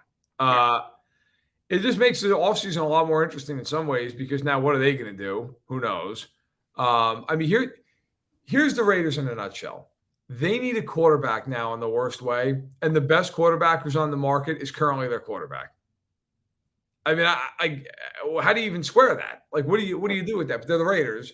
So now you say, okay, are they going to go all in the draft on a quarterback?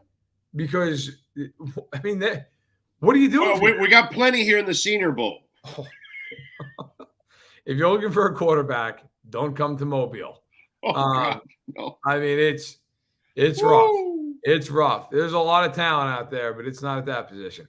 Couple of day 3 guys and a lot of camp arms. But yeah, man, look, it's, now if you're the Bucks, do you just blow this thing up sky high and just trade all? You have to, right? I mean, I think that's the move.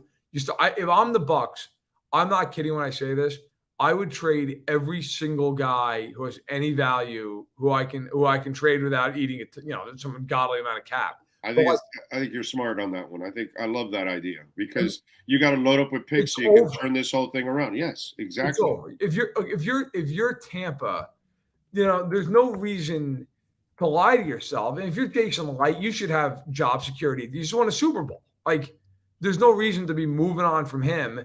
And if you start looking at the numbers here with the Bucks, like Mike Evans, they can't really trade because his contract makes it almost impossible. But like Godwin, you could. Godwin, you can trade. Godwin, you could trade, save $8.5 million. You could trade Carlton Davis. You'd save $11.5 million. Donovan Smith, 9.9. Like, you keep going down the list. No, the linebacker, Devin White. Devin White is a $11 bad million, not an ounce of dead money. Like, if I'm them, I'm not kidding. Anybody who they can move, who's not just going to kill their cap, gone. First of all, by the way, as they sit right now, they're $55 million over the salary cap. Oh, God. So, I mean, you might as well just start it. The Bucks should take out money for a billboard and put up a for sale signs. Big anybody, all must go. I agree. And I think that's what's coming. Yeah, no, I'm with you there. And again, for Brady, I think that was definitely the right decision. What do you got going on Fansided, bro? Tell them about it. Just wrote the column on Brady, and then of course this week we did not have Stacking the Box because we're down here in Mobile. But there was the column, Stacking the Box on Monday. I have a daily notebook coming out in the Senior Bowl this week. First one went up yesterday. I'll have another one today. Also going to have a couple different little features on some of these players. So check that out. And then next week at the Super Bowl, I will be down in Glendale all week long covering the Chiefs and the Eagles, be at Radio Row, be at the pressers, be at Media Night. So check it out. And if nothing else, just follow me on Twitter because you can find it all there right at my name. It's a beautiful thing. Follow him at Matt Verderam. Matt, I'll catch you in a little bit at practice, my friend. Appreciate you. Sounds good. Take care. You got it. There you go. Red Recover, baby. The wraps right now are 50% off. Take advantage. All right. You're looking for an elbow wrap, a shoulder wrap, a neck wrap, knees, ankles. 50% off. Go to redrecover.com. All right. I'm telling you, we got wraps for the dogs, big dogs, small dogs. You know, they have problems with their hips as they get older. This will help. One of our listeners has a Yorkie that broke their both legs in the back, and they had to implant some what are those like those steel rods in there, and so he's had issues walking. Right, it's been bothering him since he got the Red Recover wraps. It has changed, and now he's got more life. He gets to move around.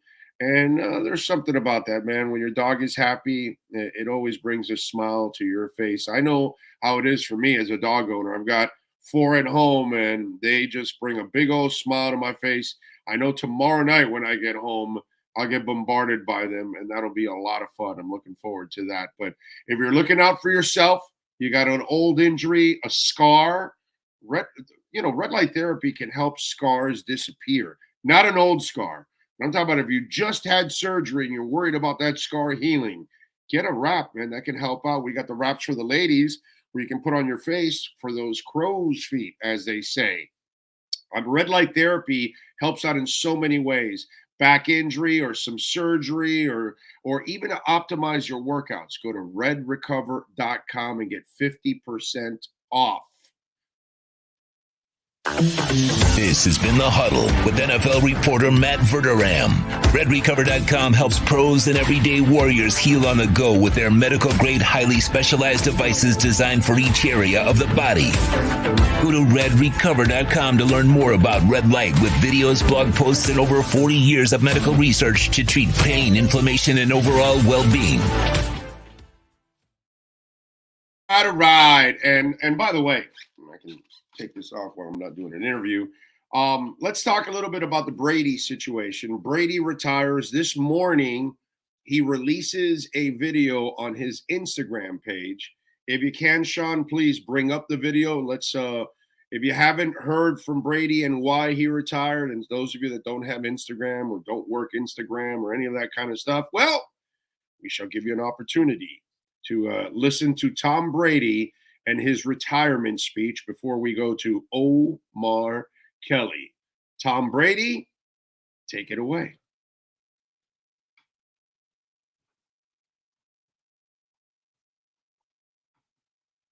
Right away.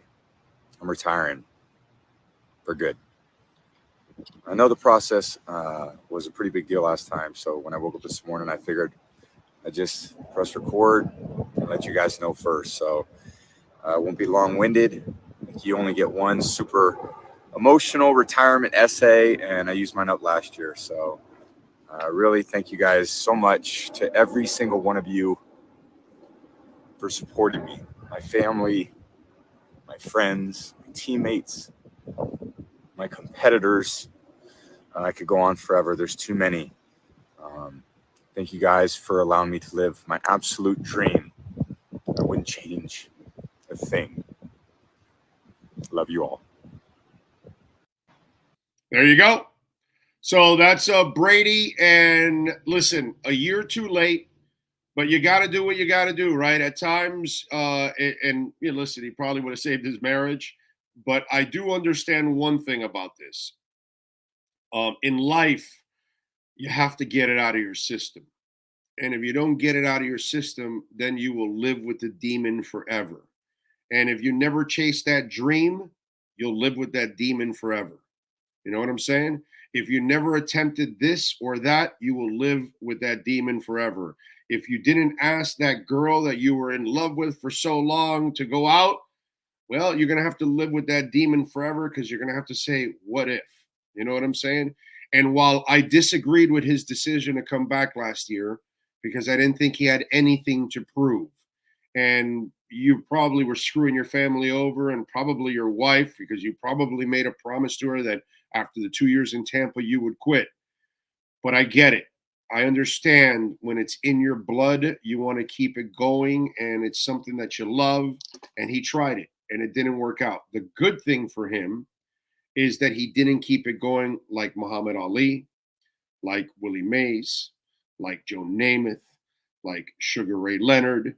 You know, it gets to a point where it's just too much and you're not contributing anymore and you're not the factor that you used to be. And it was declining this year.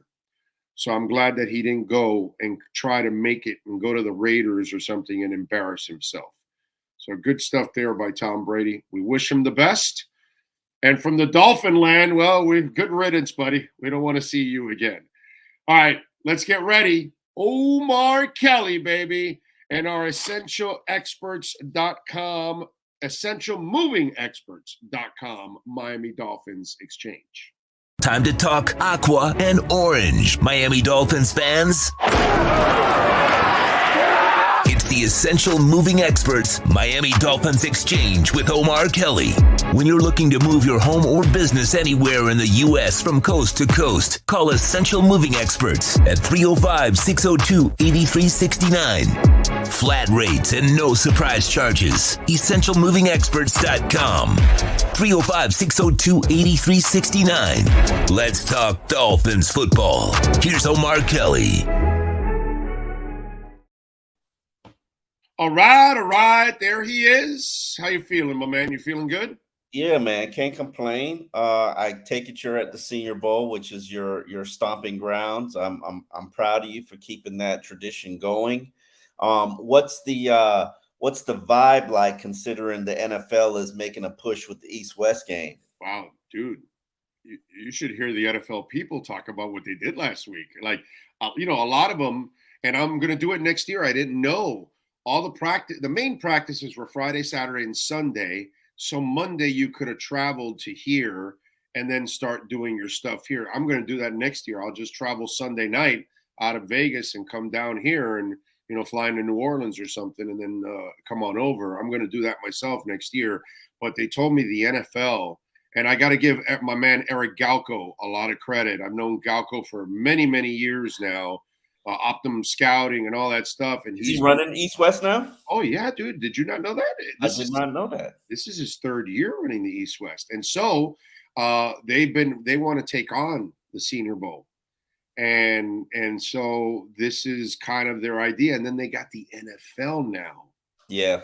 To back the East-West Shrine. So I heard they put on one hell of a presentation this past week.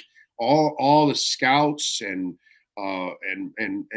agents and all, dude, they were bragging like they had a good time, and it's Vegas too, Omar. It's Vegas, right? And so they're Mobile. I love Mobile, right? I love Mobile. No, because you get everybody in a different light here compared to anywhere else. But in Vegas, they probably have more potential of generating revenue.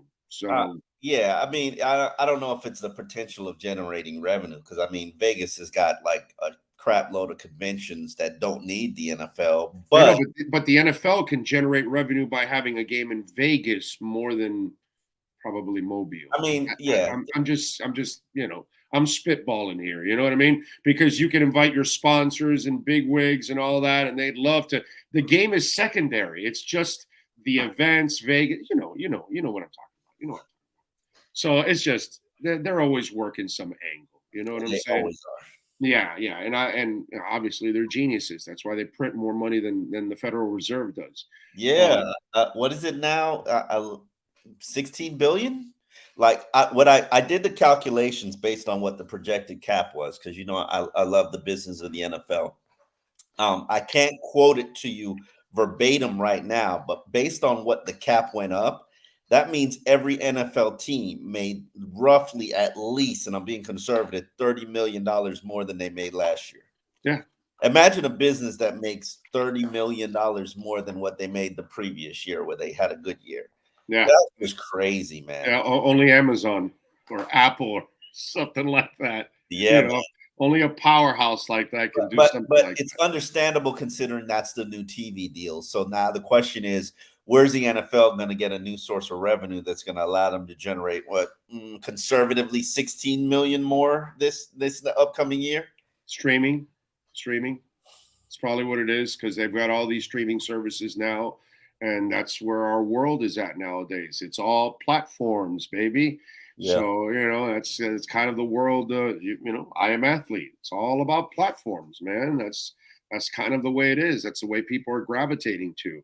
So I just think that's kind of part of the whole territory. And then I think for the NFL, next is Europe. I still think you got to put a 4-team division out there, and that's how you absolutely you expand to 1 year, and then you expand to another year, and you put one in Paris, in Berlin, in Barcelona, in London, and then you put an international practice facility there. So when American teams fly over, they stay for a couple of weeks. They can travel to a couple. You put an international practice facility here in the United States. So when the European teams come over, they hang out for a couple of weeks somewhere in the Indy Mobile district of the country. So that way, do that. No, what I'm saying is in the middle of the country, so they can, flying is not as bad. No, you can't put them in New York, because then if they got to go to San Francisco, you know what I'm saying? So you put them in the center of the country so they can fly all over. The thing about Europe, you don't think they could just take over whatever team goes? Nah, you're right. You're 1,000% right. You can't put 1 or 2 teams out there. You got to put a whole division. I'm not talking about the 4 teams. You're right. Everybody knows it's going to be a division. I think Roger Goodell. I watched something last week where Roger Goodell was speaking on it. And I think it's getting closer than we probably think. But I hear what you're saying about the international the joint training facility, and you put a hotel and a training facility, and it's always going to have business. Period. Because you can put a whole thing, you can make it an NFL experience, hotel, all that, and then the fans of the teams from across the pond are going to come over with the American teams. The teams out of Europe, the fans out of Europe will stay there too. It's sick, bro. They can do all they can do all kinds of shit. Please give me a break. It's ridiculous. Yeah, we're probably about 10 years away from that, but yeah, I agree. You could see them probably plotting and planning. All right. This Fangio stuff, wow, this is crazy. First of all, let's go with Sean Payton. Talk about shotgun weddings in the NFL. Okay, because the Broncos wanted DeMeco Ryans, they wanted Jim Harbaugh, they couldn't get him, so they settled for Peyton. Houston didn't really want Peyton. Arizona didn't really want Peyton. Carolina wasn't willing to pay the price to trade for Peyton inside the division, so Peyton had nowhere to go. And then Denver couldn't find a suitor, so they had to settle for Peyton. Payton didn't really want to go to Denver because he didn't want to resurrect Russell Wilson's career. So now he's got to take that job. This has become a complete shotgun wedding here with all this. I disagree with you from this standpoint. If Sean Payton wanted to sit out a year, he would have made $7 million doing TV, and he would have been just fine. If he wanted to wait, I don't think he did, but he didn't want to wait, dude. I think that it's not as much. I think Denver was always his first choice, and the conversations that he'd always had always kind of made him lean towards Denver. I thought if he took a job this year, it was going to be the Denver job. I thought it was Carolina or Houston, actually, not Denver. Yeah, I keep hearing the division stuff, so I don't know how much since I pay attention to it, but I keep hearing that they're not going to trade him to the division. The price, because they were going to ask for like 2 first-rounders if you go to Carolina because it's within the division. But if you were going to take a job, and I said this plenty of times, if you're going to take a job, that Denver job is the best job available out there. No, San Fran's the best job. Oh, no, I'm sorry. I'm thinking Fangio. Yes, you're right. Out of all those teams, no, the Russell Wilson situation, I think kind of clouds it. Okay, so which job would you do? I got to tell you something. I don't mind the Houston gig because you got $40 million under the cap. You got the number 2 and number 12 picks in the draft. You got extra capital too on top of all of that. You could get your young quarterback in this draft with the 2nd or the 12th pick. So now you get your guy. You can mold him right from the get-go. You know what I'm saying? Yeah, but that wasn't a bad deal. That was, and then the Carolina one for me was the best one because you had the defense in place. What quarterback? That's what you had to find. That's what you had. What quarterback? You just trade away a lot of your assets. You can say, but Derek Carr will become a free agent eventually. You can get him. You're right. You're right. If that's what you're gonna do, and I don't have a problem with that. I think Derek Carr, Jimmy Garoppolo, you'd be fine with whatever route you. But Jimmy does suffer a crap ton of injuries. I'd take Derek Carr over him just because he's been healthier. Yeah, yeah. I like that. There's no question. I take Derek Carr over everybody else. The quarterback from Kentucky intrigues me. I think he's going to be the number 1 quarterback selected. So, I mean, do you feel like Houston? That's their. Well, I'm shocked. I'm shocked. Wait a minute. Who's the number 1 pick? It's Chicago. It's a non-quarterback team. So yeah. So he'll be the number 2 pick. Maybe. I mean, it's Chicago, unless somebody wants him so badly that they're going to trade up. Yeah. And then Chicago can get a boatload for that pick, obviously. So I don't know exactly what is going to happen in the NFL, but it's going to be intriguing as it always is. This league never shuts down and never, denies you of these shock value and headline stealers. I'm shocked DeMeco Ryans took that Texans job. It's a bad job. Everybody knows it's a bad job, bad ownership, bad GM. And obviously, if he took that Texans job, he got a whole lot of money guaranteed. 6 years, dude. They gave him a 6-year contract, Omar. Yeah. That's sexy. The Devils are in the details. Brian Flores' contract was fully guaranteed too. See how that turned out? Yeah, but it wasn't 6 years. That was 4 years. I believe. 5 years? Okay, 5. So you're getting paid 6 guaranteed years. Again, they've got $40 million. They've got high picks. They got nothing on their roster, bro. They got nothing. I know, but you got a lot of picks because you made some trades, so you got extra. Oh, wow. I got a great opportunity to get a whole bunch of Noah Igbenogany's and Liam Eichenberg's and Austin Jackson's. Oh, thumbs up. Like, oh. You're terrible because you don't mention all the great picks out of all of them. Jalen Phillips and Jerome Bakers and that Mike Gesicki pick. That was phenomenal pick right there. It is a great pick. Just because they don't know how to use him, that doesn't matter. Hey, man, he's had 4 coaches that don't know how to use him. Okay. Right. I think Gase knew how to use him. No, Gase didn't get it use out of him. Yeah, he did. He got more use out of him than everybody else. No, his best years were under Flores. Gase, he never had any good years under Gase. Are you sure? I'm positive. I think Gase got whacked in his 2nd year. You gonna make me look this up now? Yeah. I'm gonna look it up. Just to, I'm pretty sure he did well during the Gase years. I thought at least. Have you gone to Winslow's yet? No, I have not. Not. Oh, you know what? His best year was the 703 under Flores with 6 touchdowns. Yeah.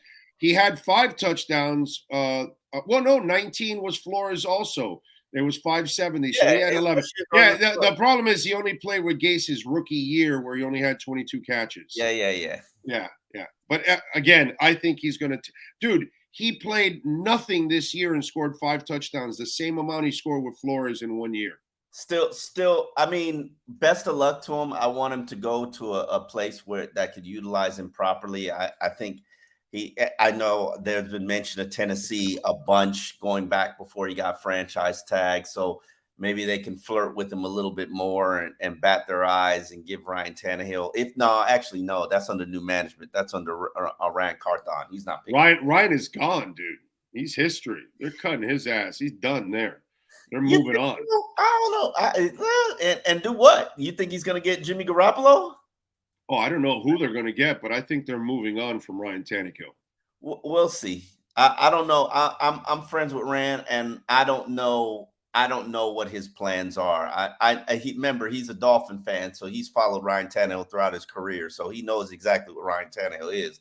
The question is, can he get an upgrade?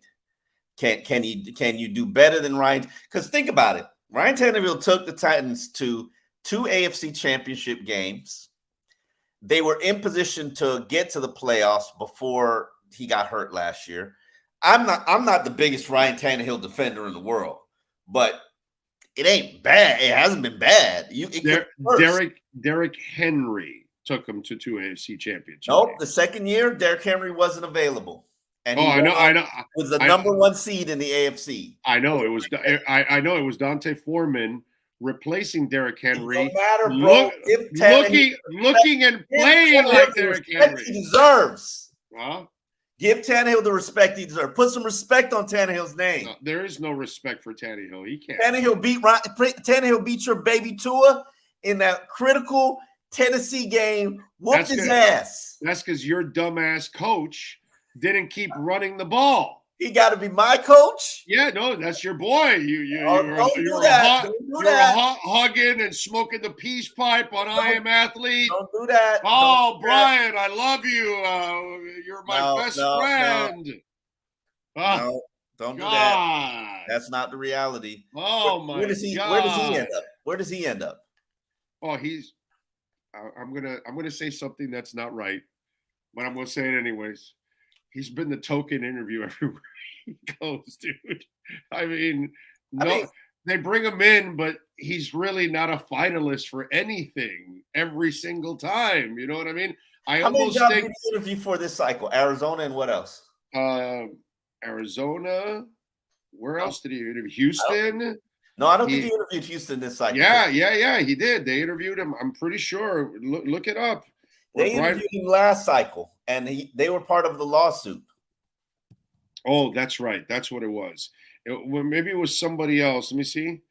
Brian Flores. You have to remember also he was brought in for defensive coordinator interviews for a lot of teams. Yeah. Anyway. Yeah, nah. He only interviewed with the Cardinals, which is I thought the Cardinals would have been a good job for him. Did they hire anybody yet? Not yet. They're going through a couple of extras also. I wonder if he'll get if Cincinnati loses Lou Anarumo.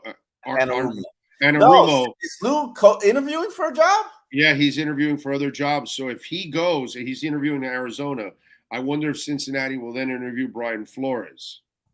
Lou, we had him here. I'm a big fan of Lou. I'm very impressed with what he's done in Cincinnati. I know a good portion of his staff.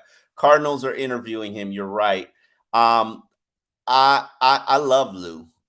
He interviewed in Minnesota, Brian Flores. You sure it was that was last year? That was last year. Is that what it is? Yeah, that was last year. Oh, you mean for defensive coordinator? Yeah, that's what I'm reading right now in an article that I'm trying to find out where besides the Cardinals, it's also Minnesota that he's interviewed. I think, I want to say there's another place too.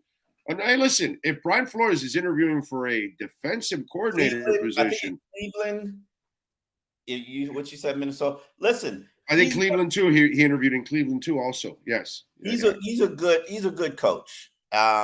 Defensive coach, not a head coach.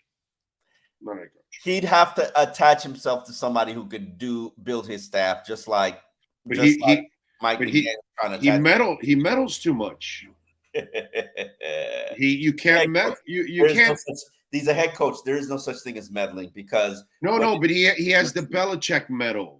But Belichick is Belichick, so he can bring on his coaches that he breeds, and then he can, interrupt them and do whatever the hell he wants to them.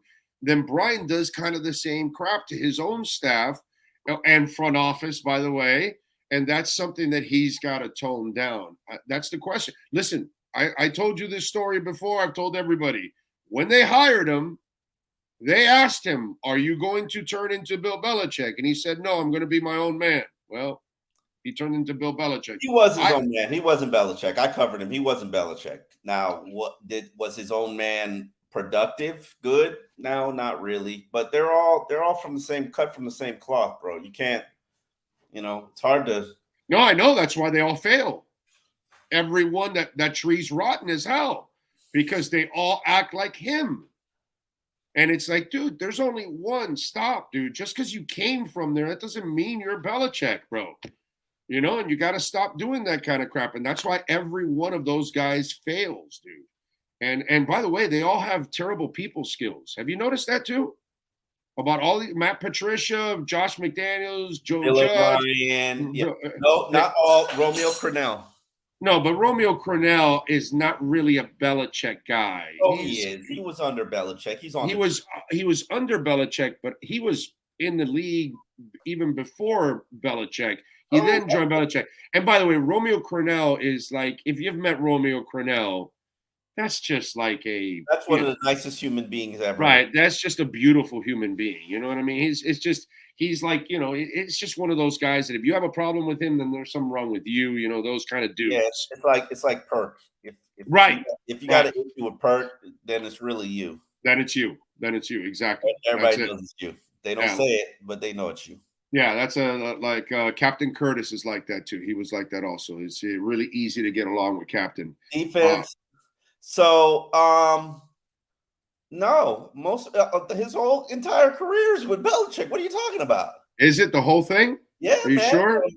From special teams, coached in New England Giants. I mean, obviously Parcells too, but he'd been with Belichick ever since he came out of college. I wasn't sure if it was Parcells. I thought he was with another coach before Belichick. I mean, he was with Parcells, but it was still under Belichick. Literally, he worked under Belichick at every stop in the NFL. Okay, all right. He's a good dude. I've met him before. Yeah, but you know what? And maybe Romeo was too nice. Maybe there was the other extreme for Romeo, because Romeo ended up in the Wade Phillips category that I wonder what he's doing now, because you want him running your defense, but you don't want him, being a head coach, that kind of stuff. Last I checked, he was I'm looking now, he was a senior advisor for football performance in Houston. He wasn't in the NFL last year, apparently. So I'm curious what he's doing, and will he resurrect himself? Now that you got me looking up every coach. But he's up there in years too now at this point. He's probably slowing down. You know, an age Romeo. Romeo is, they all slow down, but 75, Jesus Lord, you're right. Yeah, dude. He probably doesn't want to travel anymore. He probably lives in that area in Houston. That's probably why he has that job there, just to kind of stay in the game and keep his mind a part of it. But he probably doesn't want the grind of the NFL anymore, because a guy like Romeo Crennel could easily find a job somewhere, man. Absolutely. Yeah, 75. Goodness gracious. I wonder what I'll be doing at 75. I hope I'm relaxing in a beach somewhere, doing absolutely nothing. You say that all the time. You say that. My wife always wants to go to the beach every weekend. I hate going to the beach. And I know I like the beach. But I hate all the work involved. The lugging the stuff to the beach, the lugging the stuff back, the getting all the sand out the truck, cleaning the I don't want, and she don't do none of that, Big O. No, I know. I'm talking about living on the beach, so I just walk over and then walk back. You just like get out and walk to it. Okay. Right. Grab my metal detector, go over to the beach, go searching. I'm a 15-minute drive, but it's just I can't. And I always thought that, when you're a 15-minute drive, you'll just go. My wife wants to go all the time, and I got to do that for my wife. So eventually, I got to end somewhere closer to the ocean, even though the ocean will come to us, because of course it's going to eat up all the land soon. But anyway, I got to get her closer to the ocean, because that's like therapy for her. She loves the ocean. Yeah, I guess that's why my wife likes it too. So I'll stop kicking and fighting. She'll what she'll say on Saturday. What, you want to go to the beach? I'll be like, no. Happy wife, happy life. My anniversary's tomorrow too. Wow, how many years? I think 3. You think 3? Okay. I think 3. I'm going with 3. Mine's next month. 29. 29 years. Goodness gracious. 29 years. March 18th. Special for 30. Better not just take her to Mobile. No. I'm the pressure's on. You know what I did for my 25th? What'd you do for your 25th? Took her to Paris. Oh, we had dinner on the Seine in a glass boat. Okay. Sunset. All right. The next day, I took her to the Eiffel Tower. Okay. Where we had dinner in the Eiffel Tower, and I gave her a brand new wedding ring. Oh, look at you! And our hotel was literally next to the Eiffel Tower. Like we walked out of the balcony, and we're looking at it like right there. Like it's like we have pictures of us like right here with the Eiffel Tower right behind us from our balcony. So and remember, in the 20th anniversary, I got her for a week. We went to on the Oasis, which was a brand new ship at that time, double balcony. So we had like this king size suite, double balcony. Oh. So the pressure for 30 is enormous. And here's my question to you, and because this is what you got to have me on Friday, because like she sent me things that she would want for a gift, and I'm wondering what's my gift going to be for our anniversary. I see. Nothing. My guess is nothing. Oh, but wait a minute. She tells you what she wants. You don't surprise her with it. I usually do. This time she was very specific. She wanted those year-long flowers that cost a ridiculous amount of money. And yeah, they have that. Yeah, they have flowers that last a full year, roses. How I don't know. Is Barry Bonds and Greg Anderson growing these flowers? Bro, don't ask me. They last a year. I'm curious. They literally cost 3 bands. So, like, if this is what you want, like flowers that last a year, c'est la vie. It's cheaper than getting her flowers every 3 weeks. That's true. So, hey, listen, and not for nothing, but it's only year 3. When we get to like 10 and then 20, and then that's when you really got to step up, And tell your followers, I need a good sushi place in North Miami or North Miami Beach or the Aventura area. I'm so dying for a good sushi spot. I used to go to Moshi Moshi. It's no longer near me. And I want to find something locally. I want to find something that I can enjoy and have a good sushi meal. Nothing in this neighborhood. Tons of Chinese places. No sushi. There was a sushi place that I used to go to. Again, I don't know if it's still there, and I'm trying to remember the name. And it is kind of in the North Miami area, Aventura area. I'm just trying to remember. If I remember, I'll send you the text. But there was one that I used to go to all the time. So what, you don't like driving a little bit if you have to drive? Oh, by the way, why don't you go to the one at the Hard Rock? Hard Rock's a little far for me. Like it can be, and then I don't like the pressure. I have eaten at Hard Rock, and I had a good meal. What is it? The Kono, or I think it's called. That's really good. Like it's really good. I don't know if you've gone there, but that sushi place is excellent. All right, okay? I'll look into it. Can somebody give me the name out there? What the hell's the name of the one at the Hard Rock that you should go to that? I'll even try Dania. Dania, I'm curious to explore Dania. Dania, Hollywood. I just, I need to explore a little bit more. I need to find a good sushi spot. Yeah, I'm sure there's got to be one out there. Kuro, that's it. Thank you, Karen. Kuro, that's the one. All right. I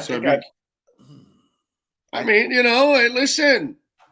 And by the way, what's up? Maybe you should find out about a suite upstairs. No. You have a little dinner. Maybe you go a little gambling. Then you go upstairs. And I don't like going to Hard Rock because then you feel the pressure to gamble, and then it's just money down the drain. You're out to have fun, Omar. You're not supposed to think about that. Losing money is not fun for me, Bigo. Don't lose a lot. Just spend a couple bucks. That's it. Have some fun. You don't have to take it that serious. That's kind of the idea. Of course, you're going to lose. We all lose when we go to a casino. That's why they build those beautiful castles. I'd rather lose my money on food, right? Massages. You could do that at the Hard Rock. I'm sure they have a spa there. You could probably have a spa day and then go to the sushi and then go home. That's a lot of money, Big O. Are you not? Is that not your wife? Are you not married? I think $300 roses should be good for an anniversary, don't you? What's the budget on an anniversary? Oh, there's no budget. I disagree with you. It's a Big O's texters. What is the budget on an anniversary? Now, my budget, I don't put a number on it. I put satisfaction on it. Okay, so if I do this, this kicks ass. I don't think about the price. I think about what it's going to do. You know what I mean? That's the impact of it. That's the way I look at it.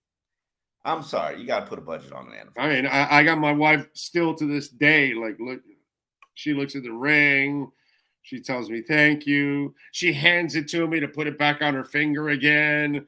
You know, all those kind of things. You know, while we're sitting there, whatever. And so that new ring I got her 4 years ago, it's still carrying weight to this day, baby. Props. Where's that is priceless, huh? I don't wear rings. I don't wear rings. I don't wear any real jewelry. I wear just like costume jewelry. I don't wear real jewelry because you know why? I am a disaster with my jewelry. I break it all the time. And the wedding ring I have that has 5 diamonds, I lost one of the diamonds, and I said I'm done. I'm not doing this anymore. And I had a gold chain that had some stuff on it, and I broke the chain like 2 times, and I was lucky that I didn't lose it. And I told my wife, I'm done. I only wear my stuff when I go out somewhere. Then I'll put on my ring, I'll put on my watch and all that kind of stuff. But if not, you're going to see me with stuff like this. See right there? Gotcha. Skulls. You're going to see me with, this kind of stuff. It's not going to be anything expensive. You know what I mean? Because if I lose it, if I break it, I don't care. I'll just, spend another $12 for this ring. Hey, I want to ask you your opinion on Fangio. Brother, like I said, it's a shotgun wedding. This is weird. I think this is what happened with Fangio. I think Miami was never the first option for him. Ever, ever, ever, ever. Okay? I think he would have stayed in Philadelphia if the defensive coordinator left because he was already consulting there. Kind of knew it. He has family in Philadelphia.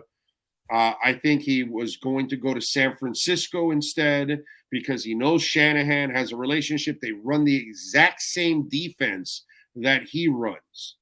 And then I thought Miami was third because Sean Payton couldn't find a home. Nobody wanted Sean Payton. But then after Denver has struck out more than the worst Marlin you can ever think of, they ended up selling for Sean Payton. So now that becomes an option. Even though they fired him, it doesn't matter. It's new ownership. It's the Walmarts that took over, not the ownership that fired him. And the general manager that's still there, guess what? He got neutered now by Sean Payton. That guy may not even be there very long after Sean Payton gets there. That guy that guy will probably be fired after the draft, as you know, because contracts for personnel people end after the draft. So what Sean Payton will do is use him up for all the information, gather his own, do the draft, and then get rid of him at the end and move on and get his own guy. I know what's coming. You know what's coming. So I think Fangio, this is what I think happened, okay? And you've been in the business long enough. In fact, I was talking to some NFL people yesterday about that another situation kind of like it. I think the agent was negotiating with the Dolphins, agreed to a contract. Then, they've probably taken half a day or whatever. He hadn't talked to Fangio. He calls him back. He says, Vic, we got a deal. I know I told you to get a deal, but I just got a call from Sean. He's making waves with Denver. It looks like he's going there. Kyle is begging me to go. I got to tell you, man, right now I got to – and so now I think it was Keep Vic. in mind, he has the same agent as Mike McDaniel. So I think Vic put his agent in a bad position and the Dolphins in a bad position. His agent is the same agent as Mike McDaniel. I know that, but that has nothing to do with it. At that point, when you're negotiating with the GM and you come up with a deal, you're not calling Mike. You're calling Vic. Hey, we got a deal. And Vic's like, whoa, wait a minute. I just talked to Sean. I got to tell you, I'm sorry. Tell the Dolphins I'm not ready to sign anything yet because – so I think this is very obvious to me. The Dolphins weren't ever an option, a top option. They were the fallback the entire time. And they almost scored, the touchdown until somebody tackled them at the 1 yard line, and you were the Titans, and you didn't get to go to the Super Bowl. So I just think that that's what happened to them. That I think Fangio kind of changed his mind in the middle of those negotiations, because what he really wants kind of started to develop. And I think that that's what's happening. That's just me. I've been trying to unearth the information, brother. Nobody's returning anything from that building right now. Okay. Everybody's on the grounds. East, West, Senior Bowl. So what do you think? You think my theory might have some legs? I think he was. I mean, I've been told he was always going to go where Sean Payton went. So yeah, but there was no home for Sean Payton. Yeah, up until until they couldn't get Harbaugh and Ryans. Don't say Harbaugh. I don't believe that. Oh yeah, no. Apparently, dude, Rappaport reported that they went after Harbaugh. They couldn't agree to a contract, and then they went after Ryans. And then Sean Payton was. They discussed with Harbaugh very early, couldn't get a deal done. Yes, they went to D'Amico. I felt like he should have taken that job. So do they. But I think it's just a different ownership. From what I'm hearing, this ownership is this ownership group. They're a little bit inexperienced when it comes to, and they don't know how things work in the NFL. And why you got to be picking on Condoleezza Rice, bro? What are you doing? No, it's not Condoleezza, so don't do that. Don't listen. I don't like that because we suffered for a while through the Don Aponte era, and the Dolphins were the laughing stock of the NFL when Don Aponte was running things. And lo and behold, Steve Ross was a pioneer. He was one of the first. She wasn't the first, but he's a trailblazer, and now everybody's got to get a woman executive in their front office. So, and he was mocked for it. Organization was mocked for it. So, I give them props, respect, and praise. And so, Condoleezza's an ownership group. Props to her. Congratulations. A Black woman is part of an ownership group. Hey, amen. Yeah. No, I'm with you. But I just think that is the real problem with the whole situation, that I think he kind of put everybody in a bad spot, Vic, because I think he emotionally felt like, okay, yeah, the Miami deal is good, but wait a minute, I got better options over here. And he hadn't signed anything yet. So he can back. Done. Exactly. Sean, do me a favor. Pull up that picture, a classic Philbin Aponte picture from the past. Let's. I need to see Vic Fangio's girlfriend, because she keeps getting brought up, and she's big time doctor in L.A. or California. I'm like, you're trying to find out if she is hot as Mike Zimmer's girlfriend? Is that what you're trying to do?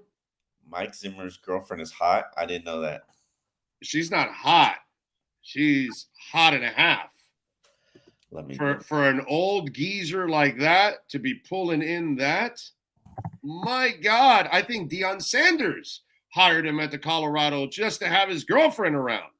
Okay, if you like that kind of thing, right. That's a nearly a 70-year-old man bringing that in. Wow. Not you and me. I'm not saying I'm not asking your personal opinion on that. I'm just saying Mike Zimmer's tagging that. That's impressive for Mike Zimmer. What do you mean maybe? Well, the Viagra works every once in a while. Come on, bro. You know? Maybe. How old is Mike Zimmer? Let me see what this age is. Oh, he's got to be 63. 66. I wonder if he was divorced. Oh, yes. That's a divorced man if I've ever seen one. Okay. Oh, no. Don't. She died, bro. Oh, she did? Oh, he's a widow. Oh, well, okay. But you got to move on. Wow. Look, she died last year. Huh? She died last year during football season. No way. Yeah. He's been with it. No, he's been with this girlfriend for a couple years. No. Zimmer had married his wife for 27 years. Okay, yeah, you're wrong. No, he's been with this girlfriend a couple years, bro, because it's been a subject on our show for a while. I've shared the picture with folks like, wow, Mike Zimmer's going out with this.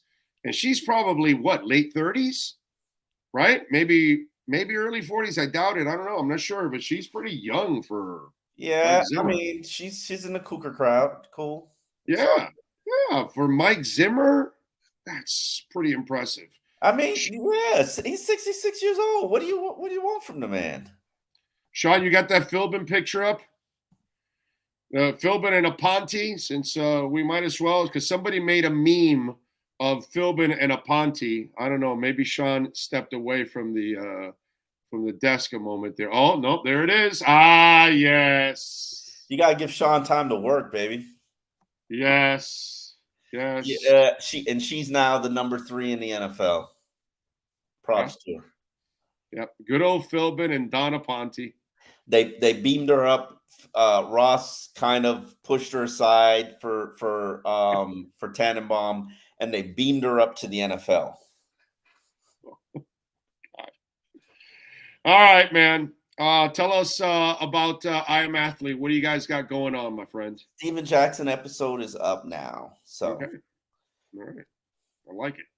All right. What do you have to? Steven Jackson? We're talking Seattle. No, we're talking Stack. Steven Jackson. Basketball player? Yeah, Stat 5. Oh, he's always got a lot to say. Yeah. Okay. Yeah. Conversation. Yeah, I like him because he's willing to say stuff. He's on the All the Smoke podcast. Yeah. Oh yeah. Yeah.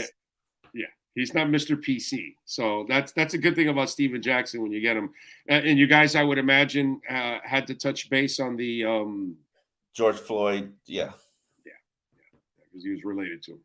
So yeah. All right. So that should be a very moving interview. And Very good conversation. Very, very healthy conversation. Tons of good stuff. We had to cut down to about 138 minutes. Okay. And trust me, a lot was left on the cutting room floor. So all right. Are you guys doing stuff with that stuff on the cutting room floor, like bloopers and maybe missed nuggets or something like that at the end of the season?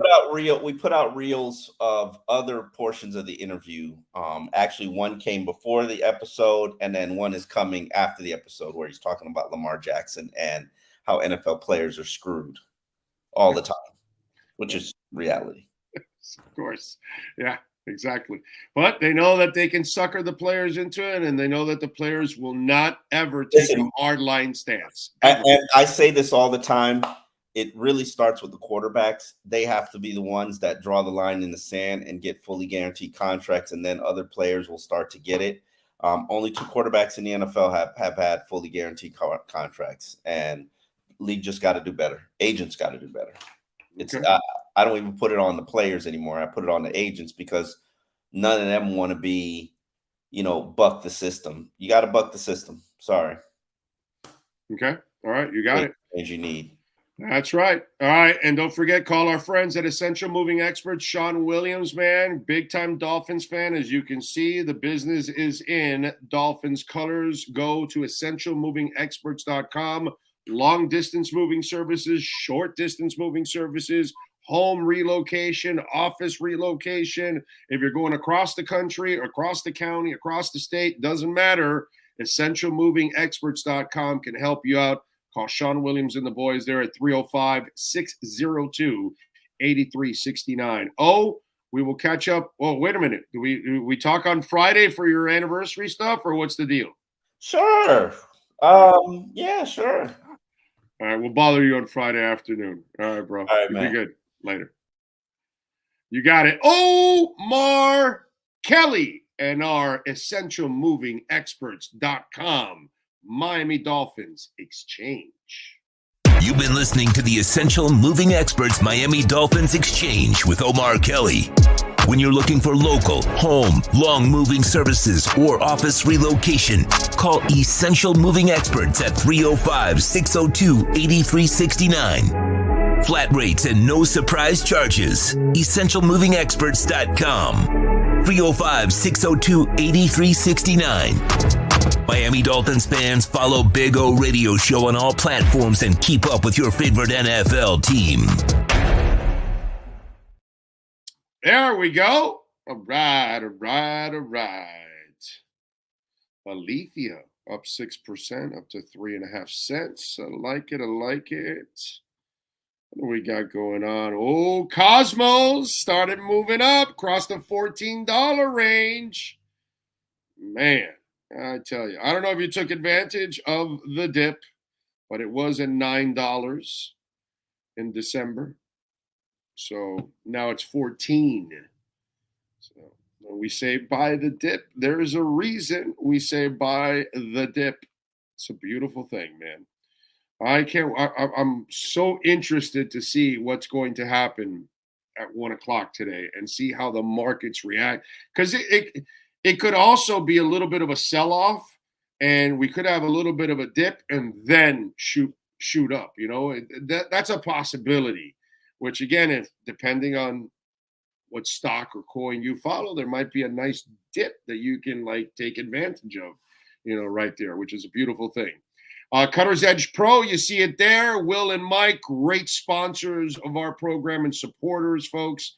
And when you want excellence in your home, when you expect it, you call the people that can deliver it. William Quigley and the great people at cuttersedgepro.com. I encourage you to go to the Instagram page because there you're going to see all kinds of pictures of the before and after work.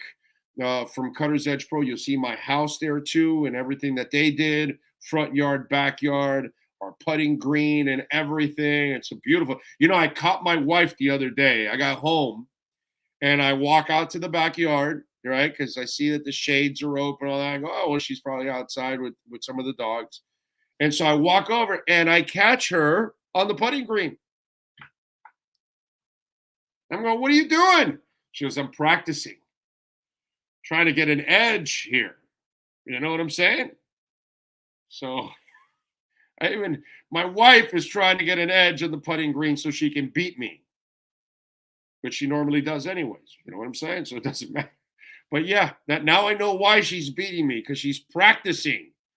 She probably did not go to work today, right? The kids are not learning a damn thing. She's not there. She's probably in the backyard on the putting green practicing right now. So on Saturday, when I say, hey, honey, let's go outside, you know, have a few drinks, hang out in the backyard, let the dogs roam around, let's play a little golf, let's maybe play a little cornhole. I kill her in cornhole, but in the golf, man, she's pretty good. She's pretty good. I'm going to give her some credit on that one. Anyway, so call our friends at Cutter's Edge Pro so you can find out. Artificial turf, our dogs love it. You want to get a putting green made at your home? You're a big golfer, you can do that, man. The artificial turf goes beautiful. It's two different types of artificial turf, the one for the dogs and the one for the putting green. But you know how cool that is? You know, you can, if you have like friends over or you have a business, partner coming over or potential, you can have them hang out in the backyard. You guys can be hitting on the putting in the green, talking business, or if it's just a hangout. And listen, if you got parties and the wife wants you to have a party, and you could go hang out in the putting green with the fellas while you guys are BSing and the ladies are talking all that other stuff. Man, the putting green can be used in so many different ways. You can play with your family, or you can use it as a tool so you can get away from some of the stuff that goes on in some of those parties. No, but seriously, just make your home an oasis. It takes it to another level. When you add landscaping to your home, it increases the value right away. So whether it's tree trimming removals, landscape design, irrigation design and build, outdoor lighting, synthetic turf, the people at Cutter's Edge Pro, they do it all. Go to cuttersedgepro.com and call William or Mike, 954-472-0622. That's 954-472-0622.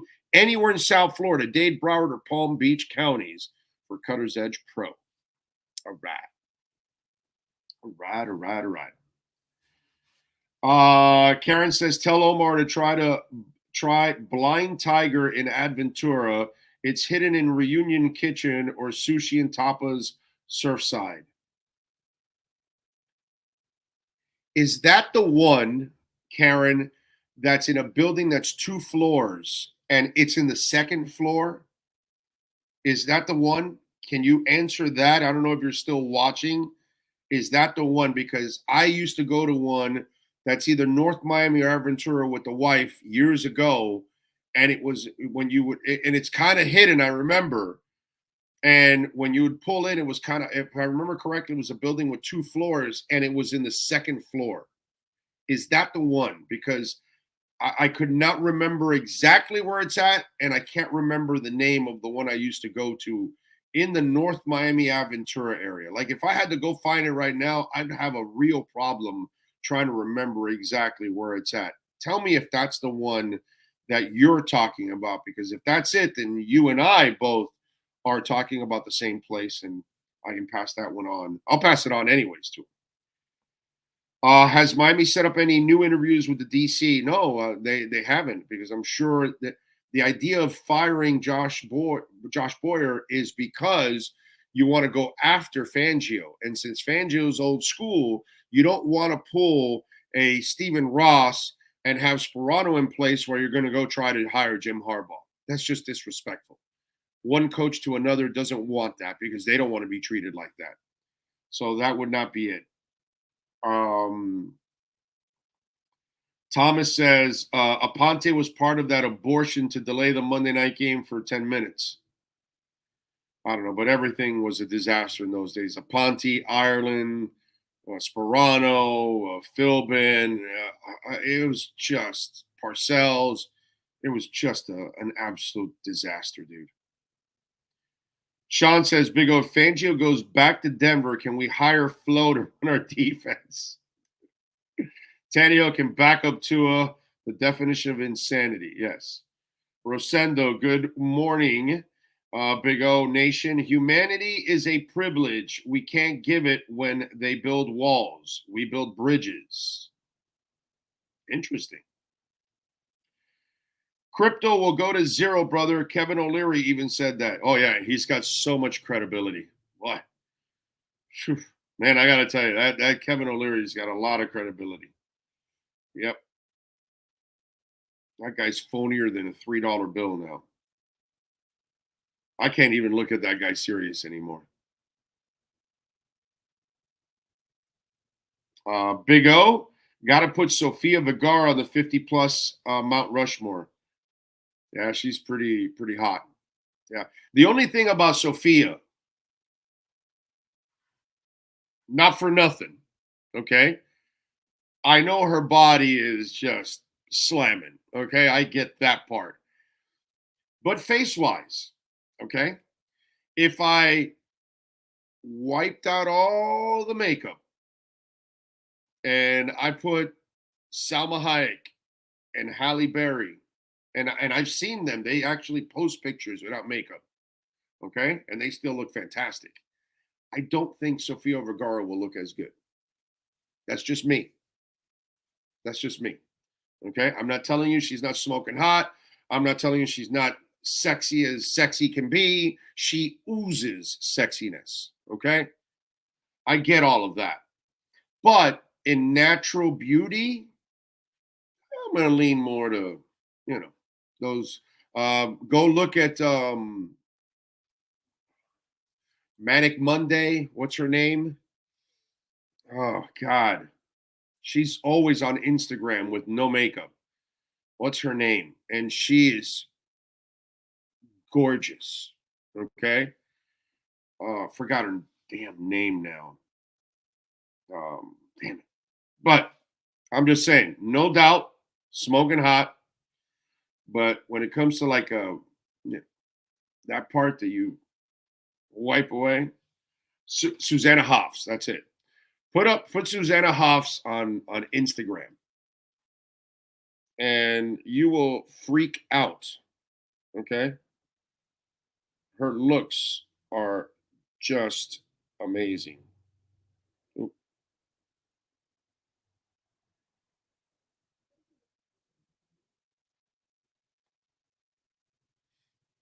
Where is it?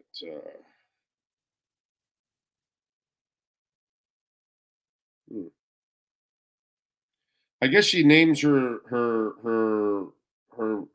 Twitter handle a little different or something.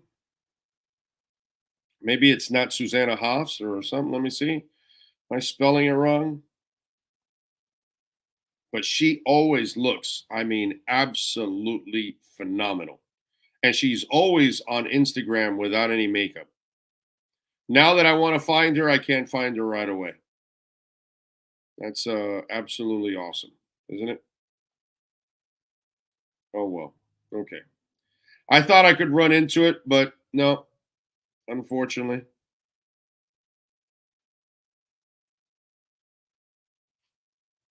Oh, there we go. Susanna Hoffs official. She's in her 50s. That's, I think, mid 50s now. Amazing. So to me, you know, I kind of appreciate when you see that all natural look. That's pretty cool. I'm always impressed with that. Big O, has anybody ever said Jennifer? Oh, I'm a big Jennifer Aniston guy. She's hot too. Shakira looks good too. Yeah, she's got it. No doubt about that. Yeah, we showed Elizabeth Hurley the other day. Stacey Dash. Yep, she does look good in her 50s also. That's a very good one. Stacey Dash. All right, so we got Tom Brady retiring.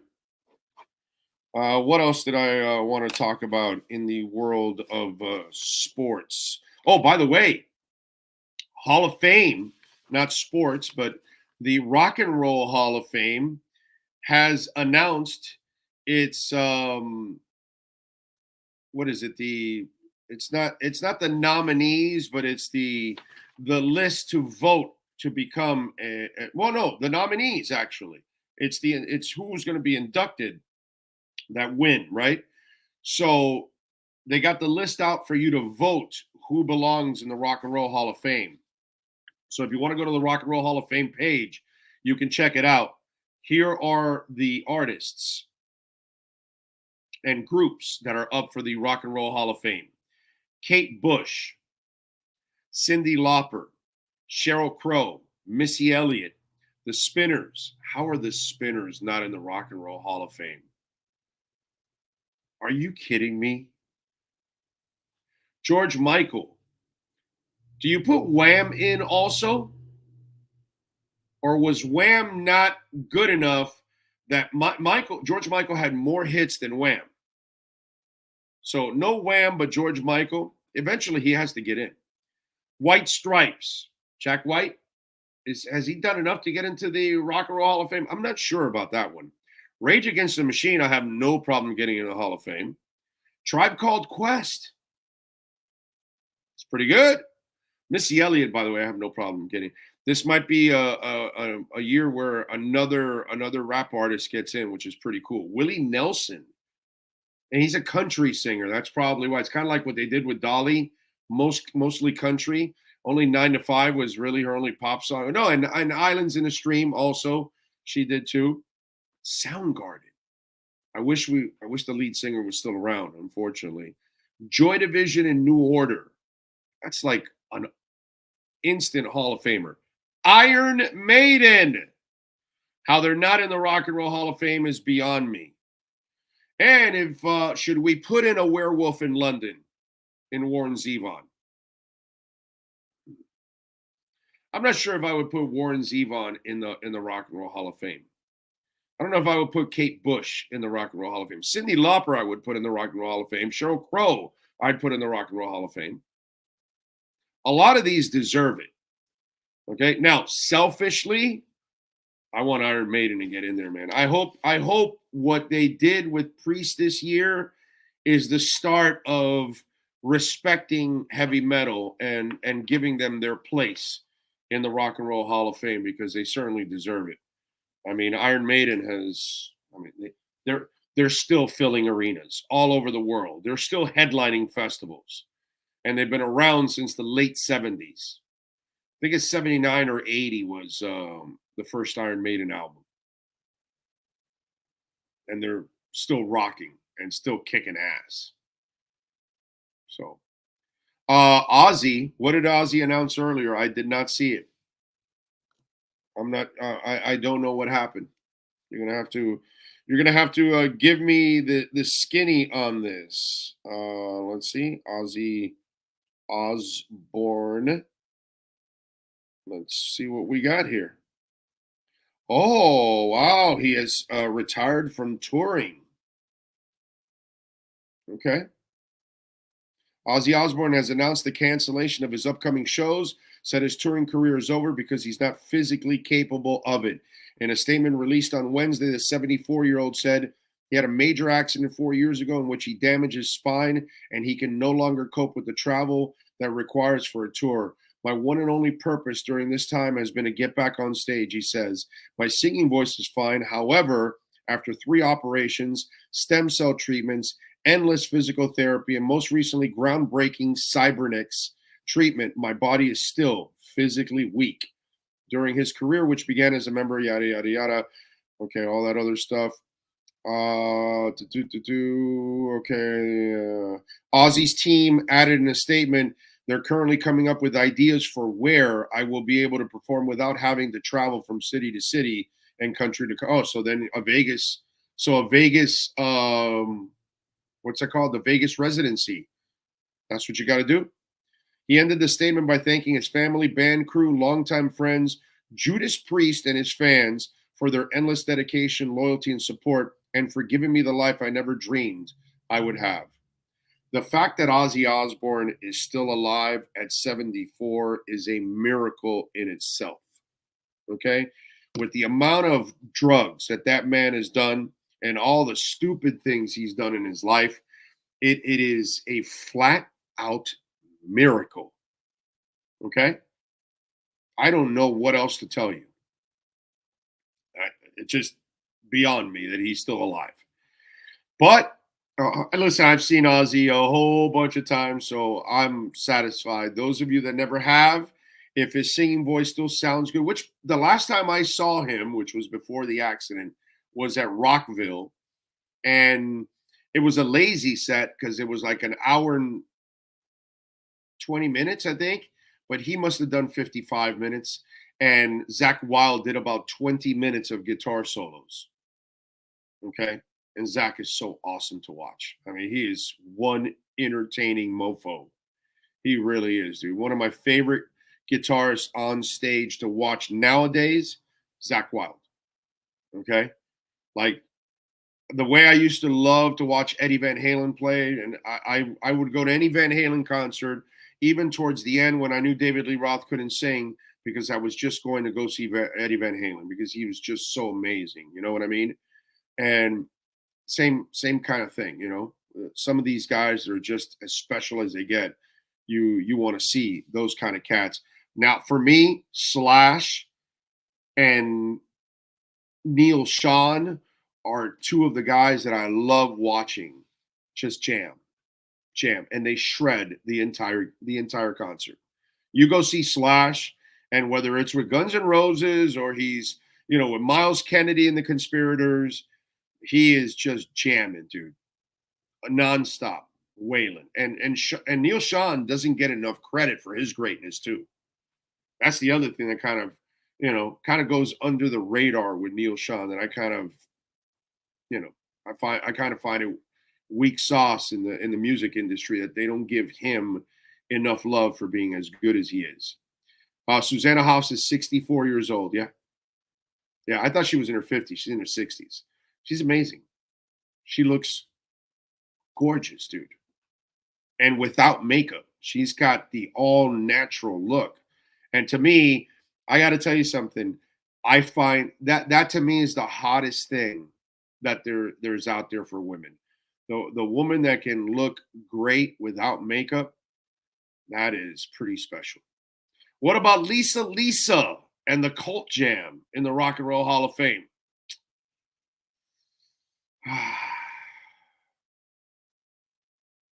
All I can tell you is if you're expecting that to happen, you'll be all cried out. Anyway, a major upset to not hear Jerry Rivera is not on the list. What is the world coming to? What can I tell you? It's a real shame. Keith Richards is another miracle. You're right. Ozzy 94 in Toronto. No more tours. He lied. They all lie. Neil Sean is amazing. He played Santana when he was a teenager. No, the best part about that story. So Santana needs a guitarist, right? And they're eyeing this kid who's 15 years old, jamming with these bands. And so a guy that's in Santana's band, he goes, hey, if you want that kid Neil, you better hurry up and go talk to him. Eric Clapton wants him.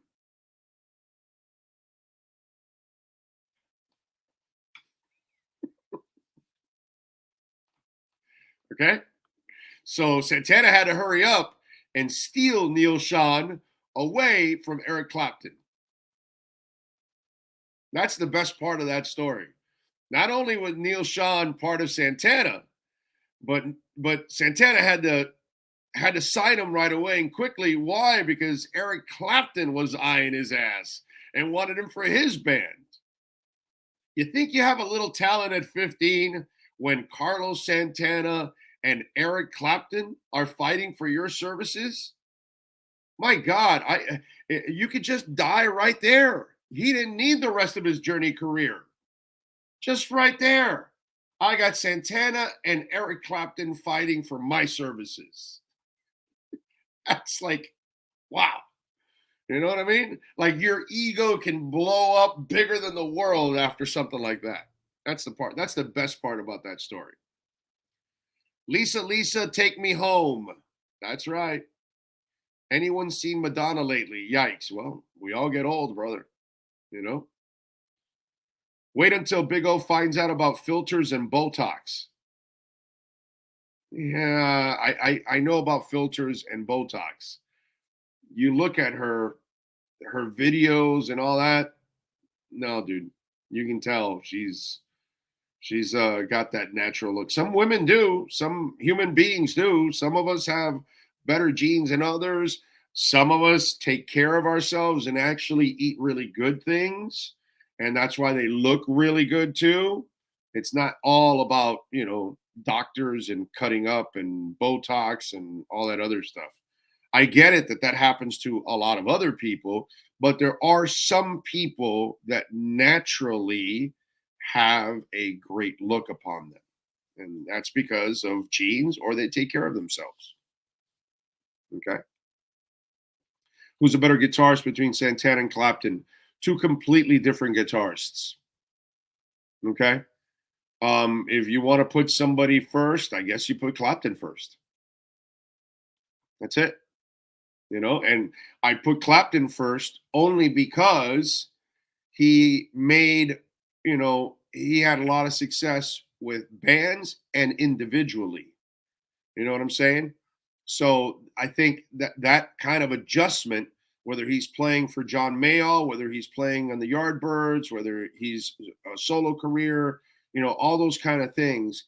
Whereas Carlos Santana has always been Carlos Santana. But you're kind of splitting hairs because they're both so amazing. They both have their sound, you know what I mean, and their style. And that's something that can be established. But if somebody wanted to pick Santana over Clapton, I'm not going to argue with them, dude. You know what I mean? But if I got to pick somebody, I'll go slightly Clapton over Santana. Yeah. Jamie says, Big O, I saw Ozzy about 3-4 years ago here in San Jose before he started canceling a bunch of his shows. I was lucky. That was my last time seeing him. Yeah. Madonna thinks she's still sexy. I know. Yeah. Yeah. Madonna hasn't been sexy in a couple decades. Madonna carved herself a new face. Santana, Clapton, Page, Eddie, Beck. There you go. Those are decent guitarists, all of them. Those guys, they might have some success in their lives. Do you like when Sammy was with Montrose? Yes, man, of course. Hells to the yeah, dude. For sure, I'm a Montrose guy. Definitely. Give me some rock candy. Big O, any chance Miami takes Anthony Richardson in the draft? Don't know. I have no idea, but I don't. You could get a veteran to come in or draft a guy, but I think you have to take a third quarterback. Okay, look what happened to San Francisco. Look what happened to Miami. Look around the league. Quarterbacks get injured all the time, right? Garoppolo was out for the year. Then they, and Trey Lance on, and they had to, keep going. And that's just the way it goes. And you're going to have to deal with injuries and sometimes bad luck. So I think the Dolphins are locked into having to get a third quarterback. Now, if you think Skyler has made enough progress to be your backup, then you go draft a guy, right? Because if you draft whoever you draft should be behind Skyler. If you think Skyler's good enough, then you move on. If you don't, then you're going to have to get a veteran and not draft an Anthony Richardson. A project. I don't think he makes round 2. I would like Hooker in the second. I mean, nothing wrong with a Hooker or 2. Oh, by the way, we have some super chats, right? Let's see. Here we go. Frankie Fresco, AEW. Konosuke Takashita versus Brian Cage.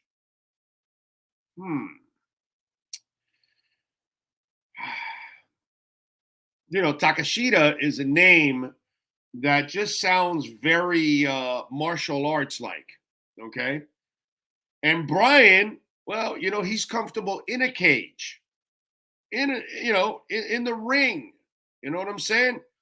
So since he's Mr. Cage, I think he's going to take advantage of Mr. Takashita. And I'm going to go Brian crushing you in the cage over Digital Takawita. Oh, no, I'm sorry. That was a soccer player for the Miami Fusion back in the early 2000s. Konosuke Takashita. By the way, Sean, I'm getting 2 thumbs down here. No Brian Cage. He's got Konosuke Takashita. Now, am I pronouncing it right? Konosuke Takashita. And why is it that when we start doing those names, we have to start sounding kind of Asian? Konosuke Takashita. Is that as insulting as it gets? All right, Jose. It's like, you ever seen that white guy that goes and tries to say hi to the black guy or black guys, but then all of a sudden the white guy starts trying to sound a little bit more hip for the black guys. You ever notice that guy? Yeah. That's what I just did with Konosuke Takashita. Jose, so is Fangio coming or what? Tired of the suspense. And what's your other option? Just wondering, what's your other option? You're tired of what? What? You got no control over it, dude. Nobody can control Vic. I can't make a decision, Fangio. You know what I'm saying? So what's your option? You're all pissed off about what? What are you going to do? Doesn't matter. We're going to have to hang in there, and we got to see what happens and what develops. All right? Big O, are you talking? I think you're talking about Mandalorian or Mandarin. Oh, Mandarin. You're talking about Mandarin, the language. I got you. Takashita sounds like a sneeze. Bless you. Okay. Terrible pronunciation, but 100% for effort.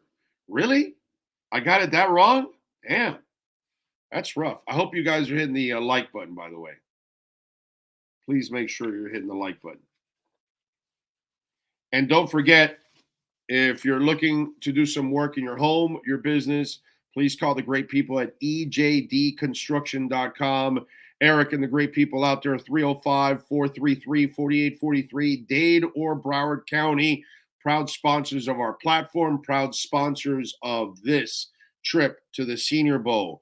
305-433-4843, custom home construction, major home remodeling. We're not talking about a handyman here. We're talking about a man that can do anything and everything that you need for your home or your business. And please support the people that support our platform. That's the only way that we can grow. So if you're in Dade or Broward County and you need some work, 305-433-4843. By the way, I do want to mention that today is the last day to get 50% off at Red Recover. Tomorrow starts 30%. So I will not be able to give you the 50% tomorrow. So if you've been thinking about that elbow wrap or knee wrap or back, neck pain, you want to use it to optimize your workouts. Maybe you just had surgery and you want to get rid of that scar. Maybe you've got a dog, big or small, that might be struggling a little bit with their hips, and you want to get a wrap for them. There are so many wraps for so many different things. If you stand a lot on your feet and you got the soreness, we've got a wrap for that to help the healing, to help the process, help you feel a lot better. When we talk about red light therapy, it's amazing. Go to redrecover.com, check out the video blogs, check out the regular blogs. And right now, today is the last day, 50% off. Tomorrow starts 30% off, which is a great deal. But listen, you've had a month to take advantage of this 50% off deal. It can't last forever. So go to redrecover.com and take advantage. There you go. Oh, what about Zimmer if Fangio falls through? Troy, do you keep up with news, bro? Zimmer's in Colorado, dude. Relax already. He's gone. Cops coming for you. Oh, what hotel you staying in? Fangio, just another day in the life of a Dolphins fan. Takeshtu? So that's how it's pronounced? Takeshtu. Okay. Daniel Brizuela, thank you, sir, for the love on the super chat. Remember, you can always make a donation through Cash App or Venmo. You can even make a Bitcoin donation through Cash App or Venmo at Cash Big O Show. That is Cash Big O Show. You know we love our Bitcoin donations. There's nothing like a little Bitcoin donation going on. So Cash App or Venmo, it is Cash Big O Show. All right, we are out of here. We thank Omar Kelly. We thank Matt Verderam for joining us as always. Sean Stanley, the man, the myth, the legend. We appreciate all of you out there. If you missed any, earlier we talked about Fangio and what's going on. We talked about the Sean Payton situation. I gave you my opinions on what I saw yesterday in the first day of practice at the Senior Bowl. We talked about Tom Brady's retirement.